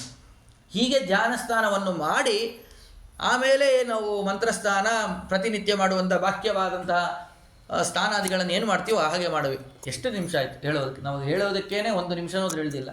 ಕೇವಲ ಒಂದು ಕುಳಿತುಕೊಂಡು ಮಾನಸಿಕವಾಗಿ ಈ ರೀತಿಯ ಚಿಂತನೆ ಮಾಡಿ ಶುದ್ಧನಾಗ್ತಾ ಇದ್ದೇನೆ ಅಂತೇಳಿ ಚಿಂತನೆ ಮಾಡಿ ನಾವು ಸ್ನಾನಾದಿಗಳನ್ನು ಮಾಡಿದರೆ ಆಗ ನಮಗೆ ಸ್ಥಾನಕ್ಕೆ ಫಲ ಸಿಗ್ತದೆ. ಹಾಗೆ ಆ ಕ್ರಮದಲ್ಲಿ ವಿಶೇಷವಾಗಿ ಧ್ಯಾನ ಸ್ಥಾನಾದಿಗಳನ್ನು ಮಾಡಬೇಕು. ಹೀಗೆ ಭಗವಂತನ ಪಾದಕಮಲಗಳನ್ನು ಧ್ಯಾನವನ್ನು ಮಾಡಬೇಕು ಎಂಬುವಂತಹ ವಿಷಯಗಳನ್ನು ಕೂಡ ತಿಳಿಸಿಕೊಟ್ರು. ಮುಂದೆ ಹಾಗೆಯೇ ಆ ಭಗವಂತ ರೂಪವನ್ನು ಕೂಡ ಚಿಂತನೆ ಮಾಡ್ತಾ, ಒಳ್ಳೆಯ ಮಂದಹಾಸದಿಂದ ಕೂಡಿದಂತಹ ರೂಪ ಅವನನ್ನು ಹೇಗೆ ಪಾತಾಳಮೇತಸ್ಸೇ ಪಾದಮೂಲಮ ಸಂದರ್ಭದಲ್ಲೆಲ್ಲ ಕೇಳಿದ್ವಿ ನಾವು. ಒಳ್ಳೆಯ ಸುಂದರವಾದಂಥ ರೂಪ ಭಗವಂತಂದು ಮಂದಹಾಸದಿಂದ ಕೂಡಿದ್ದು, ಅಂತಹ ವಿಶಿಷ್ಟವಾದಂತಹ ಲಕ್ಷಣಗಳಿಂದ ಕೂಡಿದಂಥ ಭಗವಂತನನ್ನು ಚಿಂತನೆಯನ್ನು ಮಾಡಬೇಕು. ಸಂಪೂರ್ಣವಾಗಿ ಏನು ಬ್ರಹ್ಮಾಂಡವೇ ಭಗವಂತನ ರೂಪ ದೇಹ ಎಂಬುದಾಗಿ ಚಿಂತನೆ ಮಾಡಬೇಕು. ಇಲ್ಲಿ ಸ್ವಲ್ಪ ವಿಸ್ತಾರವಾದ ವಿಷಯವನ್ನು ತಿಳಿಸ್ತಾರೆ. ಸರಿ, ಅಷ್ಟೆಲ್ಲ ಬ್ರಹ್ಮಾಂಡವೇ ಭಗವಂತನ ರೂಪ ದೇಹ ಎಂಬುದಾಗಿ ತಿಳಿಯೋದು ಬಹಳ ಸತ್ಯ. ಆದರೆ ಒಂದು ಸಂಶಯ ನಮಗೆ ಏನಂತಂದರೆ, ಭಕ್ತರು ಮಧ್ಯಮ ಭಕ್ತರೆಲ್ಲ ವಿಭಾಗವನ್ನು ಮಾಡಿಕೊಂಡಿದ್ದಾರೆ. ಆಗ ಏನು ನಾವು ನೋಡುವಂತಹವರಲ್ಲಿ ಭಗವಂತನೇ ಚಿಂತನೆ ಮಾಡಬೇಕು. ಕೊನೆಯಲ್ಲಿ ಆ ಪ್ರತಿಮೆಯಲ್ಲಾದರೂ ಕೂಡ ಚಿಂತನೆಯನ್ನು ಮಾಡಿದಾಗ ಕೇವಲ ಪ್ರತಿಮೆಯಲ್ಲಿ ಎಂಬುದಾಗಿ ಮಾತ್ರ ತಿಳಿಬಾರದು. ಪ್ರತಿಮೆಯಲ್ಲಿಯೂ ಕೂಡ ಭಗವಂತ ಇದ್ದಾನೆ, ಬೇರೆ ಕಡೆಯಲ್ಲೂ ಕೂಡ ಇದ್ದಾನೆ ಅಂತ. ಇನ್ನೊಂದು ಪಕ್ಷ ಮುಂದೆ ಹೋಗ್ಬಿಟ್ಟಿದೆ, ನಮ್ಮನೆ ಪ್ರತಿಮೆಯಲ್ಲೂ ಮಾತ್ರ ದೇವರಿದ್ದಾನೆ ಅಂತ ಹೇಳಿ. ಆ ರೀತಿಯಾಗೆಲ್ಲ ನಾವು ಚಿಂತನೆ ಮಾಡಬಾರ್ದು. ದೇವರು ಸರ್ವತ್ರ ವ್ಯಾಪ್ತನಾದವನು. ನಾನು ಕಲಶ ಪೂಜೆಯನ್ನು ಮಾಡಿ ಆ ಕಲಶಸ್ಯ ಮುಖೇ ವಿಷ್ಣು ಮೊದಲಾದ ಮಂತ್ರಗಳನ್ನು ಹೇಳಿ ಅಭಿಮಂತ್ರಣ ಮಾಡಿ ಆ ಭೂ ಭುವಃ ಸ್ವಹ ಮಹಾ ಏನು ಯಾವ ರೀತಿ ಓಂ ಭೂಹು ಭಗವಂತಂ ಕೃಷ್ಣಂ ಆವಾಹಯಾಮಿ ಅಂತ ಹೇಳಿದರೇನೆ ಭಗವಂತ ಅಲ್ಲಿ ಬಂದು ಸನ್ನಿಹಿತನಾಗ್ತಾನೆ, ದಯಾಮಯ ಆದಂಥ ಭಗವಂತ. ಅಂಥದ್ರಲ್ಲಿ ವಿಗ್ರಹಗಳಲ್ಲಿ ಒಂದು ವಿಶೇಷ ಸನ್ನಿಧಾನ ಎಂಬುದಿರುತ್ತದೆ. ಸಾಲಿಗ್ರಾಮಾದಿಗಳಲ್ಲಿ, ಚಕ್ರಾಂಕಿತಾದಿಗಳಲ್ಲಿ. ಅಂತಹದಲ್ಲಿ ಕೇವಲ ನಮ್ಮಲ್ಲಿಯೇ ಇದೆ, ಬೇರೆ ಕಡೆ ನಾವು ಹೋಗೋದೇ ಇಲ್ಲ. ಇದೇ ಸರ್ವದಾ ಚಿಂತನೆಯನ್ನು ಮಾಡುವರು. ಸರ್ವತ್ರ ವ್ಯಾಪ್ತನಾದವನು ಭಗವಂತ ಎಲ್ಲ ಕಡೆಯೂ ಕೂಡ ಇದ್ದು ಅನುಗ್ರಹವನ್ನು ಮಾಡ್ತಾ ಇದ್ದಾನೆ. ಅವರನ್ನು ಸದಾ ಸ್ಮರಣೆಯನ್ನು ಮಾಡಬೇಕು. ಹೀಗೆ ಭಗವಂತ ಸರ್ವತ್ರ ವ್ಯಾಪ್ತನಾಗಿದ್ದಾನೆ, ಎಲ್ಲ ಕಡೆಯೂ ಕೂಡ ಇದ್ದಾನೆ ಎಂಬುದಾಗಿ, ಚೇತನರಲ್ಲಿಯೂ ಸ್ಥಾವರವಾದ ಜಡ ಪದಾರ್ಥಾದಿಗಳಲ್ಲಿಯೂ ಕೂಡ ಭಗವಂತ ಇದ್ದು ಅನುಗ್ರಹವನ್ನು ಮಾಡ್ತಾ ಇದ್ದಾನೆ ಎಂಬುವಂತಹ ಅನೇಕ ವೃತ್ತಾಂತಗಳನ್ನು, ವಿಷಯಗಳನ್ನು ಅವರಿಗೆ ಉಪದೇಶವನ್ನು ಮಾಡಿದರು. ಹೀಗೆ ಆ ಭಗವಂತನ ಅನುಗ್ರಹದಿಂದಾಗಿ ಆ ದೇವಭೂತಿ, ಆ ಕಪಿಲರೂಪಿ ಭಗವಂತನ ವಿಶೇಷವಾದ ಅನುಗ್ರಹಕ್ಕೆ ಪಾತ್ರರಾಗಿ ಈ ರೀತಿಯಾದಂಥ ಅನೇಕ ವೃತ್ತಾಂತಗಳನ್ನು, ವಿಷಯವನ್ನು, ಉಪದೇಶವನ್ನು ಪಡೆದು ಭಗವಂತನ ಅನುಗ್ರಹಕ್ಕೆ ಪಾತ್ರರಾದರು. ಅದು ಕೇವಲ ದೇವಭೂತಿಗೋಸ್ಕರವಾಗಿ ಹೇಳಿದ್ದಂತಲ್ಲ, ನಮ್ಮೆಲ್ಲರಿಗೋಸ್ಕರವಾಗಿ ರೀತಿಯಾದಂಥ ಅನೇಕ ವೃತ್ತಾಂತಗಳನ್ನು, ಉಪದೇಶವನ್ನು ಮಾಡಿದ್ದಾರೆ. ಅಂತಹ ಕಪಿಲರೂಪಿ ಭಗವಂತನಿಗೂ ಕೂಡ ಸಾಷ್ಟಾಂಗ ನಮಸ್ಕಾರಗಳನ್ನು ಮಾಡ್ತಾ, ಏನು ಬಿಂದು ಸರೋವರ ಅಂತ ನಾವು ಕೇಳ್ತೀವಿ ಮಾತೃಗಯಾದಲ್ಲಿ, ಆ ತಾಯಿಯ ಋಣವನ್ನು ತೀರಿಸೋದಕ್ಕಾಗೋದೇ ಇಲ್ಲ. ಅಲ್ಲಿ ಒಂದು ಬಾರಿ ಆದರೂ ಕೂಡ ಶ್ರಾದ್ದಾದಿಗಳನ್ನು ಮಾಡಿದರೆ ಆ ರೀತಿಯಾದಂತಹ ತೃಪ್ತಿ ಆಗ್ತದೆ ಅಂತ ಹೇಳುವನು, ನಮ್ಮ ಕರ್ತವ್ಯವನ್ನು ಸಮರ್ಪಣೆ ಮಾಡಿದಂತೆ ಆಗ್ತದೆ ಅಂತ ಹೇಳಿ ಆ ರೀತಿಯಾಗಿ ಅದನ್ನು ತಿಳಿಸಿದ್ದಾರೆ. ಅಂತಹ ವಿಶೇಷ ಸನ್ನಿಧಾನ ಆ ಬಿಂದು ಸರೋವರ, ದೇವಭೂತಿಯ ವಿಶೇಷ, ಕಪಿಲರೂಪಿ ಭಗವಂತನ ವಿಶೇಷ ಸನ್ನಿಧಾನ ಎಂಬುದು ಅಲ್ಲಿ ಇದೆ. ಅಂತಹ ರೀತಿಯಾಗಿ ಈ ರೀತಿಯಾದಂಥ ಅನೇಕ ವೃತ್ತಾಂತಗಳನ್ನು ಆ ಸನ್ನಿಧಾನದಲ್ಲಿ ನಾವು ಚಿಂತನೆಯನ್ನು ಮಾಡಿದರೆ ಇನ್ನೂ ಹೆಚ್ಚಿನ ಫಲ ಎಂಬುದಾಗಿ ಚಿಂತನೆ ಮಾಡ್ತಾ, ಹಾಗೆ ಇನ್ನು ಅನೇಕ ವೃತ್ತಾಂತಗಳು ಉಳಿದಂತಹವರು ಕೇವಲ ನಾವು ಕರ್ಧಮರ ಮತ್ತು ಆ ದೇವಭೂತಿಯ ವೃತ್ತಾಂತವನ್ನು ಕೇಳಿದ್ವಿ. ಮುಂದೆ ಸ್ವಯಂಭೂ ಮನುವಿನ ವಿಚಾರಗಳಾಗಲಿ, ಮುಂದೆ ಪ್ರಿಯವ್ರತ ಉತ್ಥಾನಪಾದನ ವಿಷಯಗಳೆಲ್ಲ, ಅನೇಕ ವಿಷಯಗಳೆಲ್ಲವೂ ಕೂಡ ಇದೆ. ಆ ವಿಷಯಗಳನ್ನು ಮತ್ತೆ ನಾಳೆಯ ದಿನ ಚಿಂತನೆಯನ್ನು ಮಾಡೋಣ. ಶ್ರೀಕೃಷ್ಣಾರ್ಪಣಮಸ್ತು.